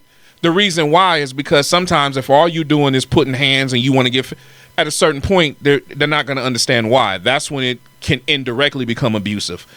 And that's not the case. And like I told her, I said, I'm not against discipline. I said, if he acting up, I said, but really figure out why. So when I talked to him, I said, put him on the phone. I said, why you ain't listening to the teacher? And the teacher, we're going to fault him a little bit because this had been going on for days, but he didn't tell my daughter this until days later. And I'm like, no, not if you physically see her every day. We are the ones that if he screw up at that moment, I don't care if school call, because our kids know if we got to stop what we're doing to come up there, you're going to get you going to get it. But we're going to come back to that. So she put my grandson on the phone, and I said, what's your problem? Why the hell aren't you listening? You know what he said? Flat out. He said, I wanted to stay outside and play. I said, okay.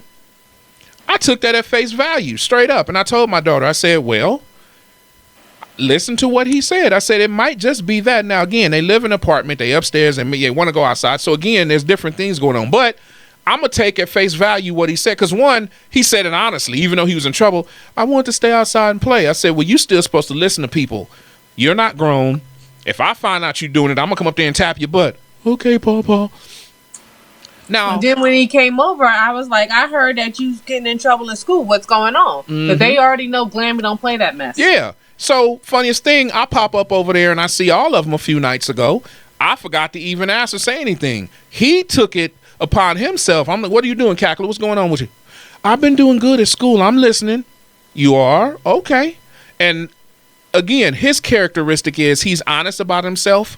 And I think that is something that should be paid attention to, because he was honest. I want to stay and play. I said, I think it's what he said. He wants to stay and play, but he's also 4 years old trying to figure out, things. And that's when, oh, you don't think the oven is hot. Here's your hand on it. See, hot. Don't do that. That's where our job come in at. But I appreciate the fact that Paw, I've been doing good. I'm listening. Okay, cool. But going back to the teacher, he should have said something. This has been going on for the past few days, and my daughter's looking like, but I done seen you why you didn't say nothing? We could have started nipping that in the bud days ago. Again, sometimes, you got to know when and where, and kids are different. Some kids don't need, some kids you can yell at them, like even with my daughters, they tell you in a minute, if I tell them I'm disappointing you, their world falls apart, because they was daddy's girls. You know what I'm saying? I'm the last parent standing. Their mom passed away. So when I say I'm disappointed, that meant more than just words I'm echoing out. My son, on the other hand, he had a respect issue when it came to school. The male teachers he would respect, but he did not respect female teachers. Yeah. Me and him locked ass a few times. He's still alive. And just like me, I lived to go play another day. And not one time did I have to go to jail and pick him out and bail him out of jail, just like my mother never bailed me out of jail. So the point I'm making is, know your positioning, even as a parent. Know your positioning as a grandparent. Know that child. For one child that may need a little extra clap on the back, this other child may need more talking to. And then this child right here just may be quiet. They paying attention. So everything you saying, they're saying, but if you don't do what you say, they're easily intimidated. And Rob C said, and there should be no negotiating with children. Hell no. We're not negotiating with the terrorists. Hell no. Like I said, no, man. This is a dictatorship. It is not a democracy. There is no negotiations. What you say, Treach, is that your daughter said, what a D and an F? Let's keep it that way. Oh, you said, let's keep it that way. She ain't finna say it. She said, what a D and an F. Okay, well, hey. It is what it is. What, that D and the F, is that grades? Yeah. Okay. No. Yeah, what's a D and the F? That's what she's saying. What's a D and the F? Because she getting A. You know what I'm saying? Yeah. That's same with my twins, because we didn't play that. Now, if they came with a C, but they was trying their hardest and the work was just hard, I will accept that because they are trying. You ain't just gonna bring home no D's and F and think that's gonna be okay, and then talk about, well, Mom, can you get what? You better get you a book and a tutor, and let's get it. My mother, when I went into junior high in Los Angeles, again, this is at the time where out there, I went to Fauché. If anybody's in LA, you know Fauché. I went to Manual. I went to one junior high and one high school. I'm sorry, middle school. Junior high. Junior high. Anyway. But junior high at that time, it was 3 grades.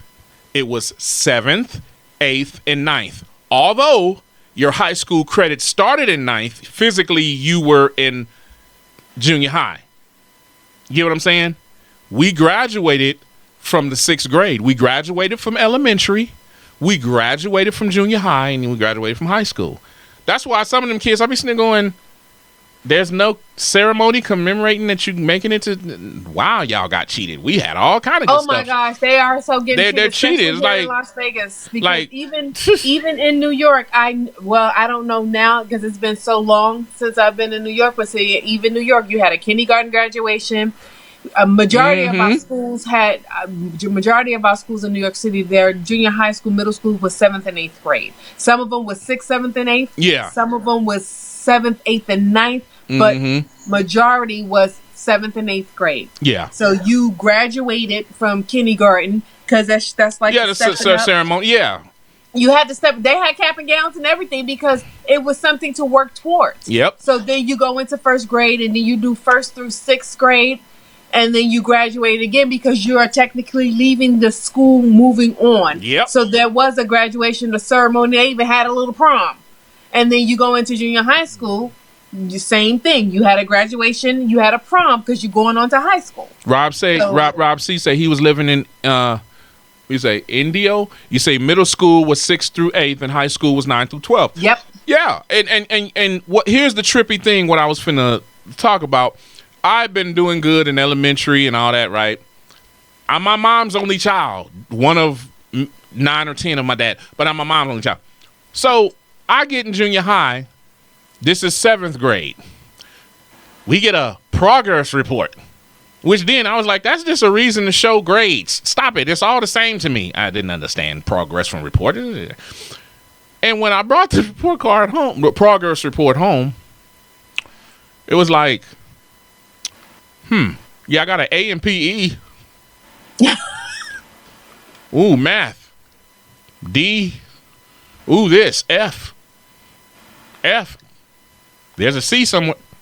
It's freaked my mother out so bad. I remember this. I come home and I don't know what I was thinking.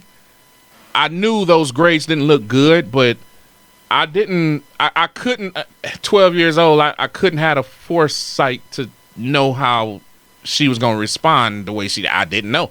She was taking a shower, so I go in there and say, hey, show the report.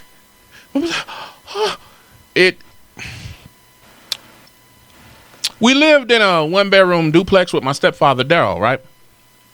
So they was in the bedroom, and in the living room, it was like couch and stuff, and Daryl was a singer and musician. Man played bass, guitar, keys. He sang Barry White because he had a deep baby. That was what he did, and he was a performer, platters, coasters, drifter. So he had a lot of DJ equipment on one side of the living room, which was, I guess, the den. And then the border was the back of the couch and all that.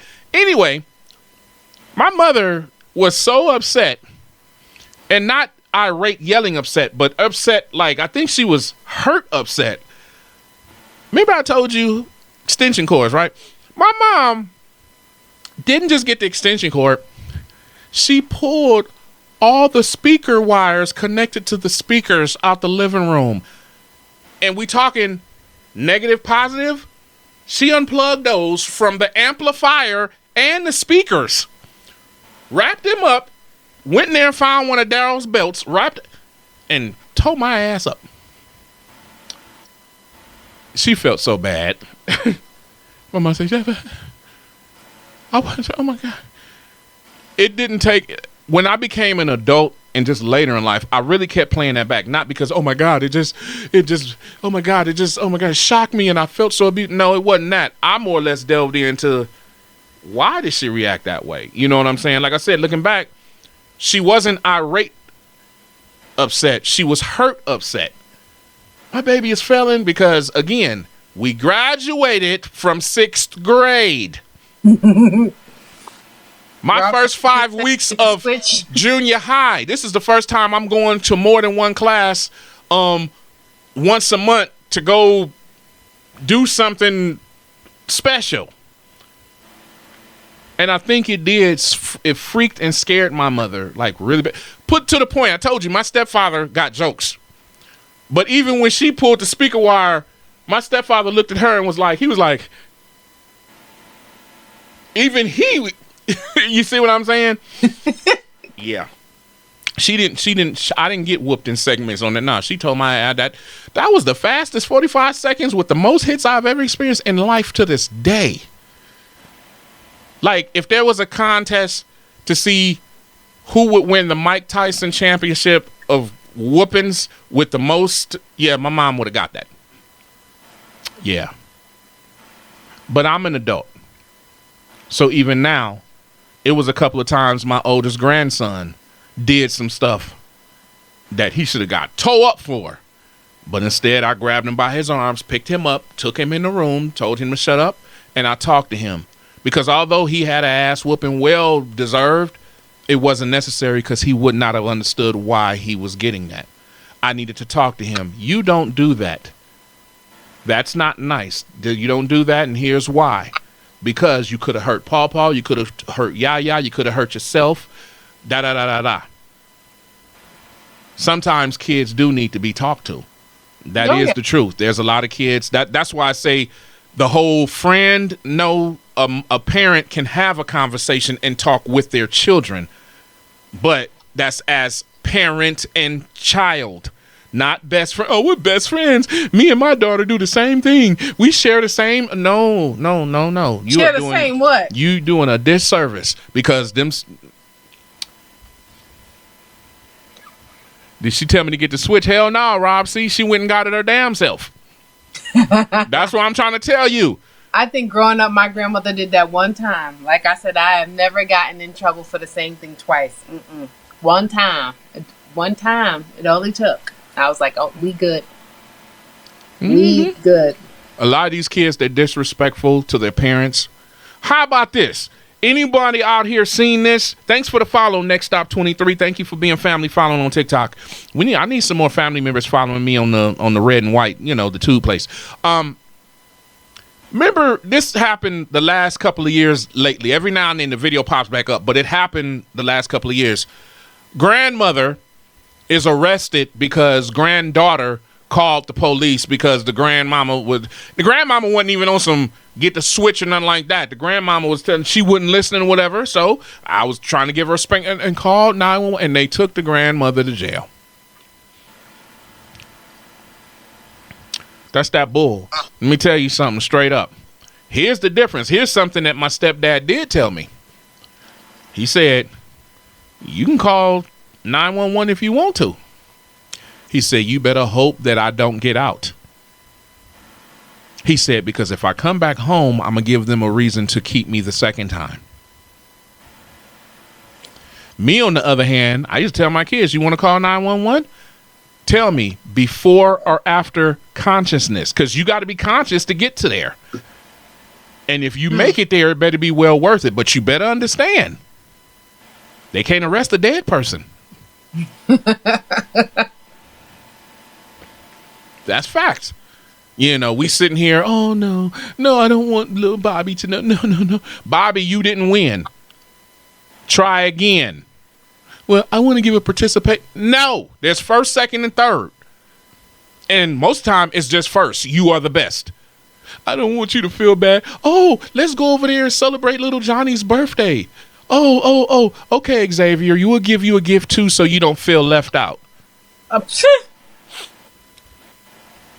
Oh no, there's a new thing that I've saw. Not a new thing, but it's another trend that I've been seeing going on where people are allowing kids to blow out other kids' birthday candles.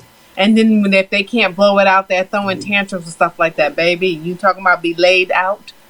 I woke up, party be gone, over. I missed the whole thing. Yeah. California people, that's Gen X. Tree, this is before your time. They call it the South Bay Galleria out there, and I know it to be the Carson Mall. When I was a little child, I remember this a couple of times. I remember we was in the mall, and again, I had to be glowworm, and then I was little, but I remember this because of the outcome of it. I guess I wanted to throw a tantrum or something. And I remember we was in Kenny's shoes. And then my mama said, I got to go to the bathroom. So she took me, to the bathroom with her. Told me up. Okay. Oh. Then one time I was acting up. We was going into Toys R Us. Oh, my God. I miss Jeffrey. Pause. Don't you ever. Toys R Us. I'm in there. No. My bad. Wasn't Toys R Us, but yeah, love Toys R Us. I was in the grocery store, and I wanted something, and I was trying to embarrass my mom, and I remember it well. You know how the Usos, when him and Jay together in sync, kick people. So my mother, she didn't kick me, but how can I put this? She took me and swung me into the damn vegetables.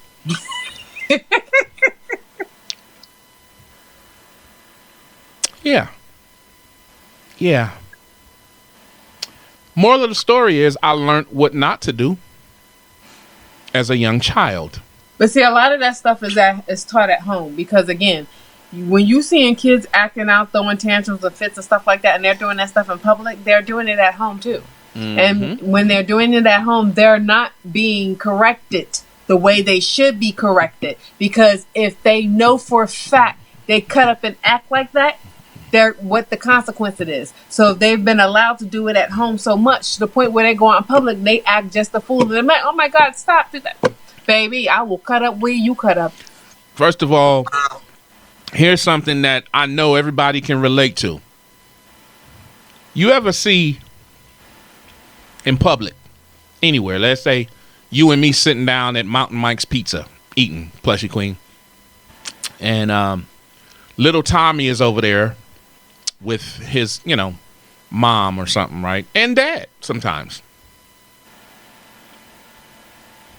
And little Tommy wants something. He wants another drink, and mom and them says no. So he, you never give me what I want. You guys, I hate you. That's one. The other part of that is, how many times you been in Wally World and you see a parent talking to their child and they say something to the point of, hey, son, Denise, what? Oh, God, no. DJ Cool. Wait. DJ Cool said it. His best friend got a whooping from his grandma. Exactly. Mm-hmm. That's when the village. That's when the village was the village. That's the village. Nowadays, we how dare you don't stay out my business because I don't know what you about, and that's the truth. But I see kids now. I'm saying, what? No. Oh no. I be wondering. What the heck? No. I remember my daughter was, I want to say 6, maybe no more than 7 years old. And I remember one time, and it only take one time. And I said, when you got twins, when one sees one, the other one already understands. Mm-hmm. Well, she yelled over. She was upstairs in the room, but she yelled over the banister, and she was saying something. But I guess she was talking to her dad, and we didn't know who she was talking to. And I said, "What you say? I'm not talking to you. I'm talking to Dad." My head spun around like it was The Exorcist. I got up in that little girl face, and I said, "Don't you ever in your life, ever talk to me like that again, using that tone, because you will go back to from which you came, and Jesus will see your soul immediately." I have never had a problem since then, because the one thing I do not tolerate, you will not talk to me crazily. You won't even answer me. What if I call you? Yes, but do not say what when I call you, because it's rude, it's disrespectful, and I will not tolerate it. It's disrespectful for any child to address adults in that manner. That's my issue. That's why the teachers is being disrespected, because the kids disrespect them. They're allowed to do that. They're allowed to. They're allowed. They think that they talk to him and, well, forget you. And what you gonna do? What you gonna do? Get all in the mama's face. See, we didn't play all that. If you're in my face, you stay right there. You've just executed the battle theme song. So let me give you what you're asking for. No, we don't. Even an adult, like if my kids was to sit here and, another adult and excuse me, baby, what? And you ain't grown. Apologize, or I'm gonna crack your skull in front of them. No, I don't. No. It's even to a point where you have to remind some adults, just because they are a child, they are not to be talked to in a certain type of way. Because my daughter. My daughter was in elementary school. My daughter's not the type of child that cuts up and acts up, because the rule in the house is you go to school to learn. You can play with your little friends, but when you're in class, you are there to learn. We are not to have this type of discussion. And it was meant. So my daughter had a teacher that was catering to the kids that were cutting up and acting up in the class, and disregarding the kids that were doing what they were supposed to be doing. So my daughter had asked the teacher something, and the teacher told her to shut up and sit down. I was like, the teacher said what? And my daughters are taught, you don't talk back. You respect the authority. But see, you got parents that fight those battles. So when you have an issue with an adult, you come to your parents. Let your parents handle the adult. You do what you told. Even if you disagree, you make sure you tell your parents, and we will handle it. It's not for you to be handling. It's us to handle, because we're your parents. So this was something that has been going on to the point where it brought my daughter to tears. And my daughter's not one to cry all the time. But if she's crying, she's in tears, and it hurts because she's frustrated and she's trying, but she's being disregarded. So I said, we gonna have a conversation with that teacher, because see, I don't even talk to my children that way. Even if I'm stern with them, you will never hear me tell them to shut up and sit down. And I don't talk to them that way. Because they're going to know what it is to be respected, to talk to. If you want that type of respect to be talked to, then you're going to have to be able to portray that as well, because it's a give and take type of situation. My crate runner brethren, who's that? DJ? Is that DJ Magic? Is that DJ Magic? It is DJ Magic. DJ Magic. Crate runners is in the building. What's going on with you? Tree said something on the red and white on the tube. She said something. She said she teaches her kids to say yes, ma'am, or sir.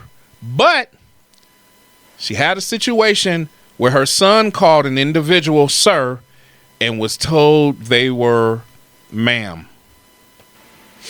Well, if the individual was actually... Look, I don't get into the politics and all that. I just wish... Just use common sense. Now, again, I'll say this, because I don't know. Tree, look, in that situation, okay, well, if that's how they want to be addressed, it's still a respect thing. Yeah. But when said individual is being disrespectful, then no, at that point, no, you got an issue with me now. Now you got to deal. You mess with the horns, you got to pull the bull. You know what I'm saying? And that's just where it is, because adults are not always right. No, they're not. Make mistakes.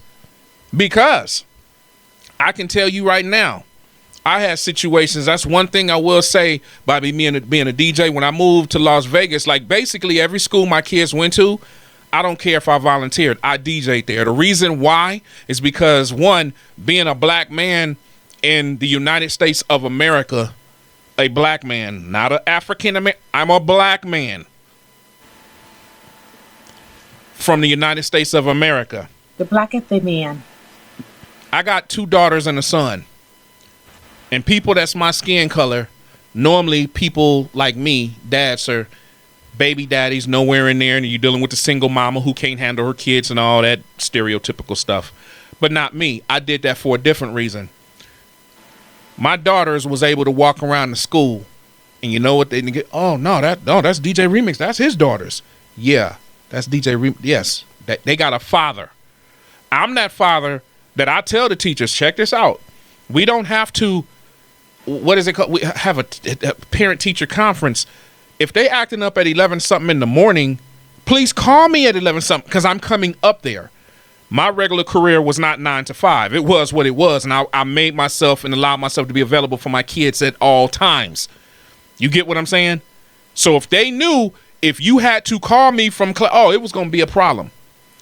My son, I tell this story, and I'm so proud of my son. First, I teach my kids that, you know, it's cool, fellas, and I'm going to say it the way it is. Yes, we be gentlemen, and if don't hit a woman and not. Look, I'm going to tell you like this.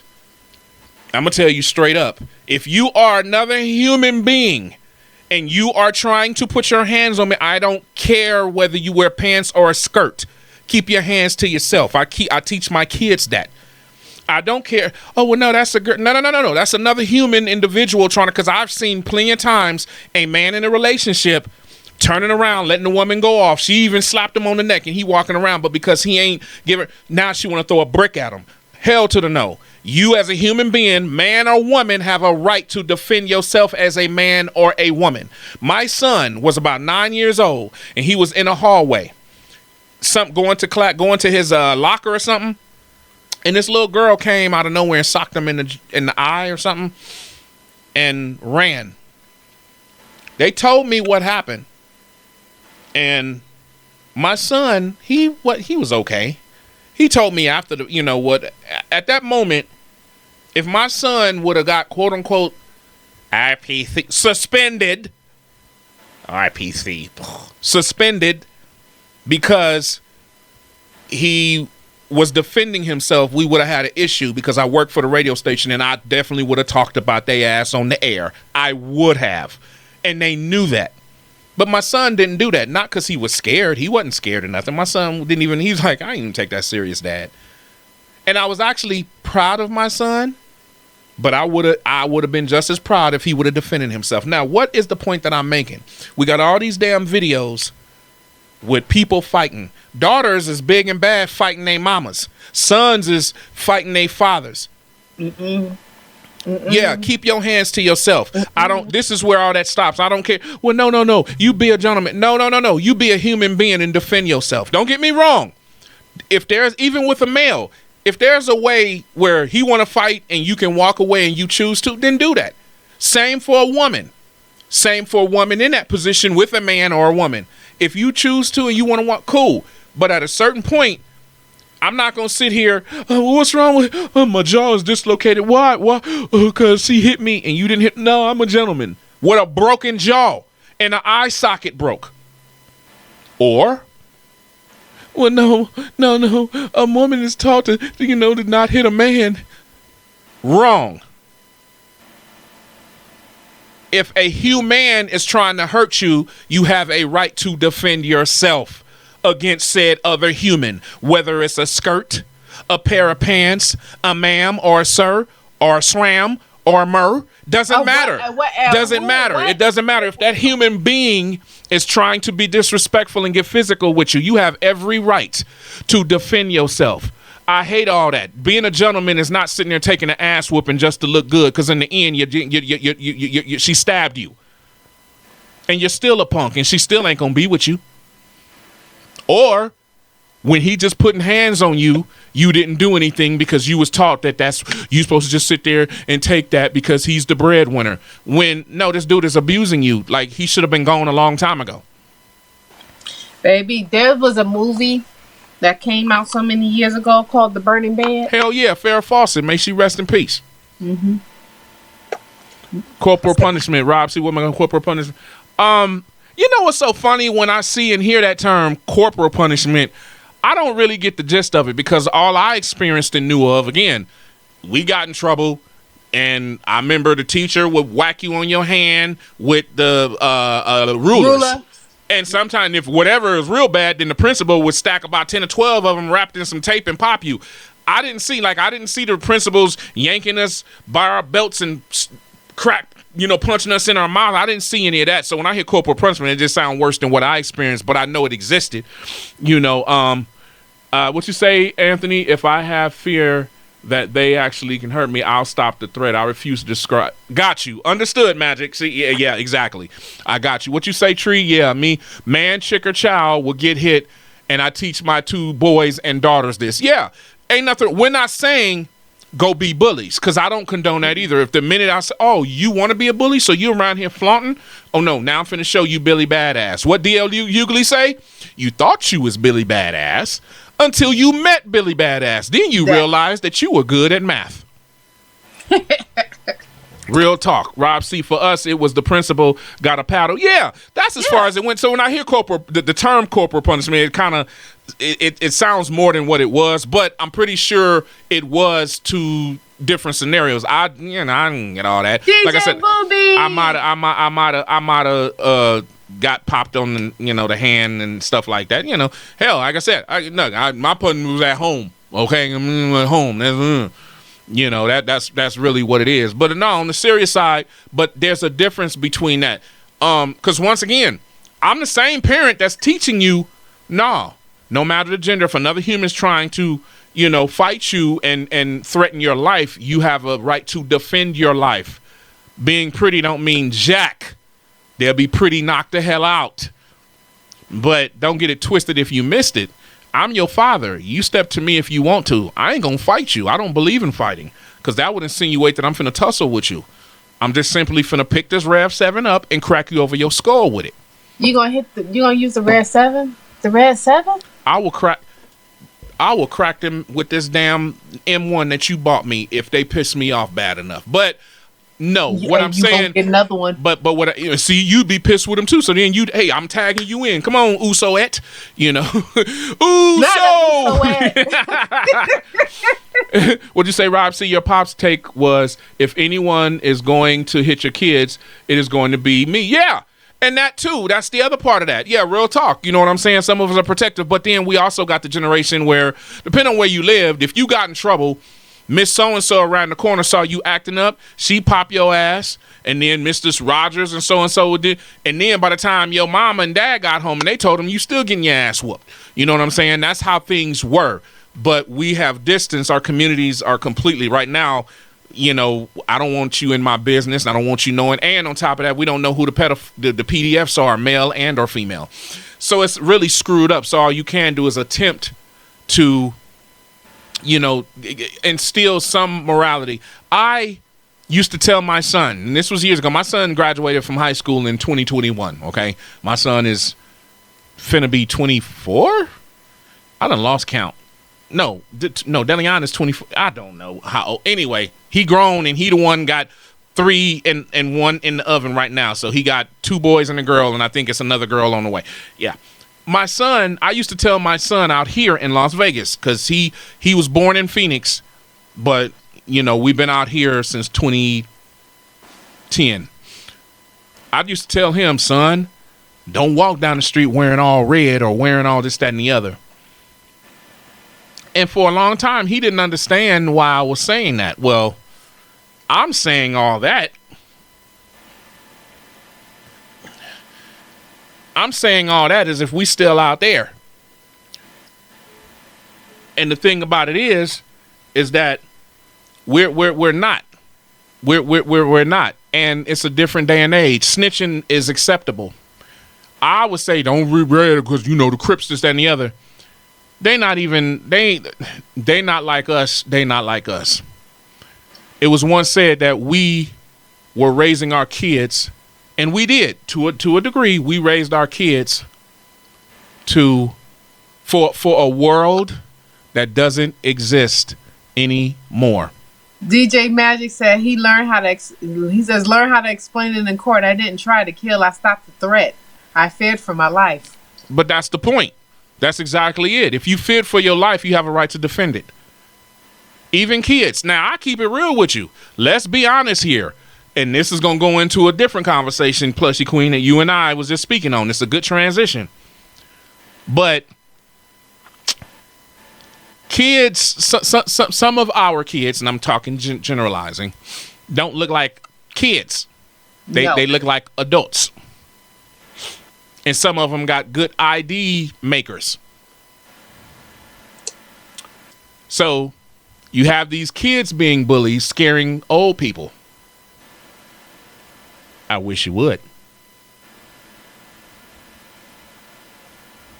Because see, what they say, 50 is the new 40 and the 40 and all. Look, back in the day, if you was, 45 in 1970s did look like 85 today to me.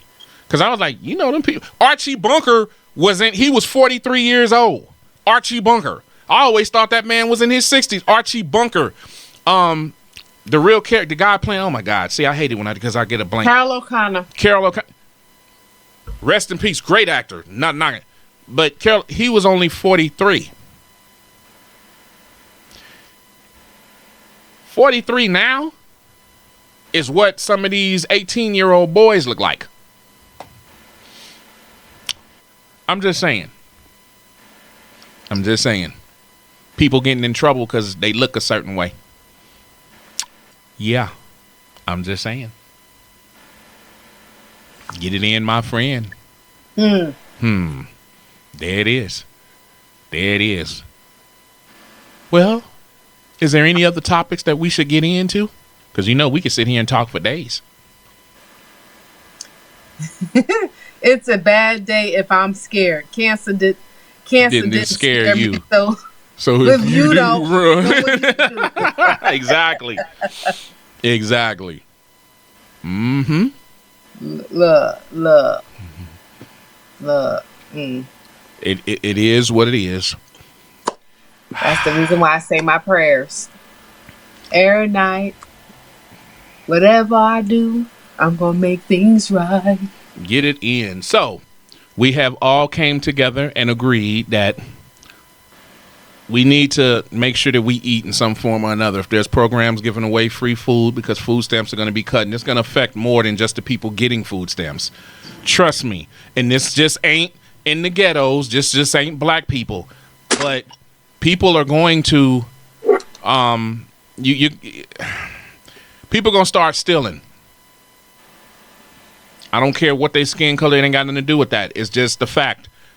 People depend on that. There's people that got good jobs, but guess what?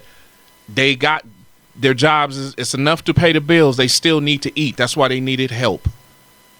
I'm not talking about just the single parent baby. No, I'm talking period. Everybody trust me, we're all in the same boat, whether you want to believe it or not. We may live in different area codes, but trust me, we're in the same boat.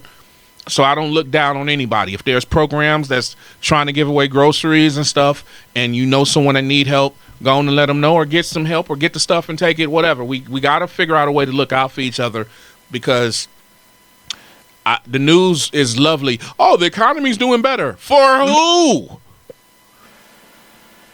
Oh, yeah, the deficit didn't come down. For who?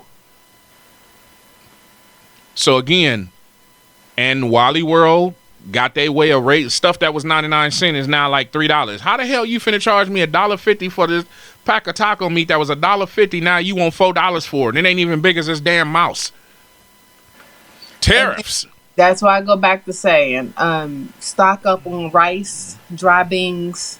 Yes, a lot of people say, "Oh, I don't like beans," but guess what? It's high in protein, and you will get to love them when you ain't have nothing else to eat. You will eat it. Try to stock up on a lot of canned goods. potatoes, things like that, to where you can effectively feed your family. You know, things are going to be tight. They're going to start getting tight, and they're going to probably get, and they're going to get tighter, because things are going to get a hell of a lot worse. I can't even say when and if they ever will be better, but it's going to get a hell of a lot worse. So those are the things that I think would be a great idea to stock up on, especially canned goods, because you can always have some type of vegetables, and the canned goods, the expiration life are a lot longer than, you know, frozen. Frozen is always good, but again, you want to be able to stretch your dollar the way it needs to be stretched. You know, if you can't afford, if you do have a Costco card, I would suggest going to Costco's and getting buy a case of chicken, or a case of whatever, and breaking that down into meals to stretch that dollar if you're able to. But we as a community have to start coming together, because, like I said, things are about to get really, really tight. Rob C. said, it seems that all these high prices in the store are geared towards rich folks. Anthony said they think it's just black people, and every race has thieves. Mass media is crazy, criminal. That's why I'm saying what I'm saying. Exactly. They're going to show the negativity. I'm telling you right now, they're going to show us stealing this. It ain't just us. It's humans that need help. But we're the scapegoats on all situations. Damn all that. Everybody needs help. And contrary to popular demand, white people too. Hell, they do it the most, because again, when that one time we were boycotting Target till nobody was in Target. Who was the ones being caught stealing? Because it wasn't us. Yeah, we wasn't nowhere. Tree say, yeah, stock up and get used to fasting. Mm-hmm. Exactly. Anthony say, grow your own vegetables if you can. Again, it's a lot of stuff we got to get into. I will say this, and I'm gonna say this to the family that looks like me. There's certain conversations that we need to stop having publicly with each other. Exactly. That's the reason why everybody else think they know so much about us, because we the ones telling them all they only hearing the BS, and we glamorizing it. There's certain conversations, like me, Rob C, and Anthony, we DJs. There's certain conversations that we can have and be like, yo, yeah, dude, yeah, you right, man. That guitar center garbage, man. I went there and took that. But those are conversations that we can have amongst each other. We don't need to have them in TikTok clips. We don't need to have them in reels, in shorts. You get what I'm saying? We don't. Everybody don't need to know in-house business. That's why it's called the business of the house. There's a reason why there's a front door, because it's not public. That door lock is called private. There's conversations and situations that us as black people need to be having amongst each other, and not on social media. Because there's certain causes that ain't got nothing to do with nobody except for us. But because it sounded cool, let's invite everybody's not invited to every party, because every party ain't for everybody. And I say the same. Everybody to the cookout, because they ain't deserving of the cookout. One good deed doesn't deserve it. And guess what? And I accept the fact that, guess what? We are not invited to every party and shouldn't be. It ain't for us. That's not a bad thing. It's okay. It's like the difference between the male and female bathroom. They don't need to be together, because women don't want to sit on stalls. I'm just saying. Exactly. There's a reason. So that means no, you're not invited to the male. You should not have said that analogy, because now I can't get that thought out. Oh, Lord, out my head. Y'all see her with her sparkly hat on, whatever, around here looking like Captain Crunchette. It's Halloween, man. See, it is Halloween. It is Halloween. Y'all see my shirt? I got the Bart. I got the skeleton Bart compliments of everything old school brand. Yeah, I got my skeleton earrings in. Yeah, she getting them in. She getting them in. Yeah. Internal, yeah. It's all good. And I say the same thing. I don't care what race you are. What I'm saying is, you got to start at home first on some stuff. And not every conversation that takes place in your house needs to be had in your front yard. That's all I'm saying. Us as black people, the reason why AI, which is what we was talking about, can do those wonderful clips about us and our negativity is because that's the information that's been fed to it. But we're the ones that put that shit out there. We do that. We want to sit here. This one chick want to get on camera talking about why AI got us looking. Oh, we the average, woman was singing and got a bonnet on in the store while she's in the bed with a bonnet on complaining. We got to stop that. Or my favorite, why is your pants sagging? Why? What is the purpose? I don't want to. What is the purpose of that? I don't know. Why is a 35-year-old man? Why is any adult male? But why is a 35, 40-year-old man sagging? Why is a 30-year-old? Why? Because then your counterparts, your male, females, they want it. Why? Oh, here's my favorite. This gonna ruffle some feathers. Oh, Lil Shani is pregnant and she don't know who the baby daddy is. Oh, but babies are a blessing. Yeah, girl, you can do whatever it is you want to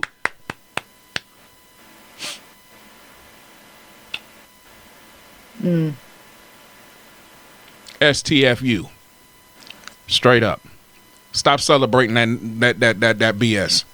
Them conversations again that needs to happen in the living room with the front door closed and not on the front yard. Straight up. You sharing this, Anthony? Cool. Anybody else coming in here? Our conversations are domestic, like when siblings fight internal, but we let others in. That's my point. And we get hung to dry a whole lot. But I'm not mad. I'm just saying you finna find out who's who, and why they is who they is. Time is going to reveal itself slowly but surely. Because trust me, every human being, just like every vehicle that's not electric, need gas or food. But you need some type of energy to keep your ass running and moving and grooving. And on that note, I think it's time for us to sign off. Plushie Queen, you got any last words, adjective, nouns, and verbs? Everybody have a great week coming up ahead. I know this is Sunday, and a lot of people have to, start their work week starting tomorrow or already in the midst of their work week.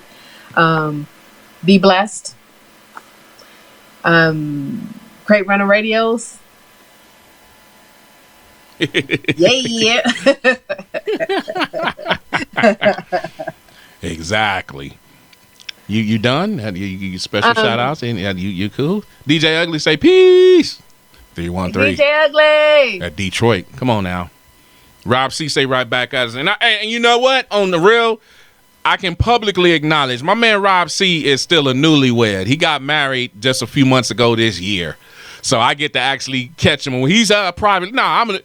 Rob C, you welcome to the club or back to either way, welcome to the club, okay? You happy man, you do what you do, then you be happy. You Rob C, you damn it. Cruising with Rob C. He does a show, he got them cruising classics on. And follow Rob C. Follow all my people. Follow each other. Follow DJ Ugly, man. He represents, man. Follow Anthony DJ Magic, the Crate Runner Brethren. My niece Tree, she's on the tube or whatever. She throwing up, she chucking the deuces to it. And yeah. Love, hey, take care, both. Yes. Any new family members? Magic. Yeah. Any new family members that's following? I'm live on the Mad Mix Show Tuesday through Friday, 11 a.m. on the West Coast, 2 p.m. on the East Coast. But TikTok beginning this week, you guys are going to get 1 hour, maybe 30 minutes, because not nothing that you family, it's the app and the AI. That's why I'm saying red and white and certain things, because it may shadow ban me and then I get restricted for 7 days, and then 6 days later I'm restricted for another 7 days, and then 6 weeks in it might let me go live. But the only place in space where you can get that playback from way back, going 10 years to be exact, is on Mixcloud. You want to get access to exclusives? I need you to subscribe there. Don't just follow. I'm asking you. If you subscribe to music, news, TV, entertainment, the infamous DJ Remix, is must-see and must-hear content as well.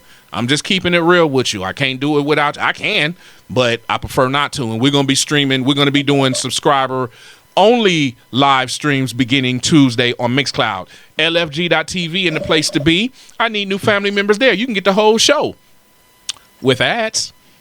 Unless you do what? Subscribe, and then you don't see them ads. You got to pay to play and stay. Ain't nothing free, homie. What you got on my treats. That's what I say. And I know y'all see them wonderful cups behind my beautiful wife, and I'm going to just leave them right there. If you are anywhere on clouds and books, Plushies, plus size Lushies, okay? You can make sure your face is in the place when you looking in books. Code. You like what I was doing? You like what we was doing? Message. That cash tag is always the same. The infamous DJ Remix. Appreciate you guys. For the people on the red and white, we finna chop this up and throw them clips on there. You are listening live on iHeartRadio to Crate Runners Radio, also on Live 365, TuneIn, and Odyssey, where the Infamous One podcast plays our segment every Monday at 4 p.m. Eastern, 1 p.m. Pacific Standard Time. And there you have it. And, yep, there it is. Here's a taste. Good to pay for the rest. Got to pay for the rest. Rob C.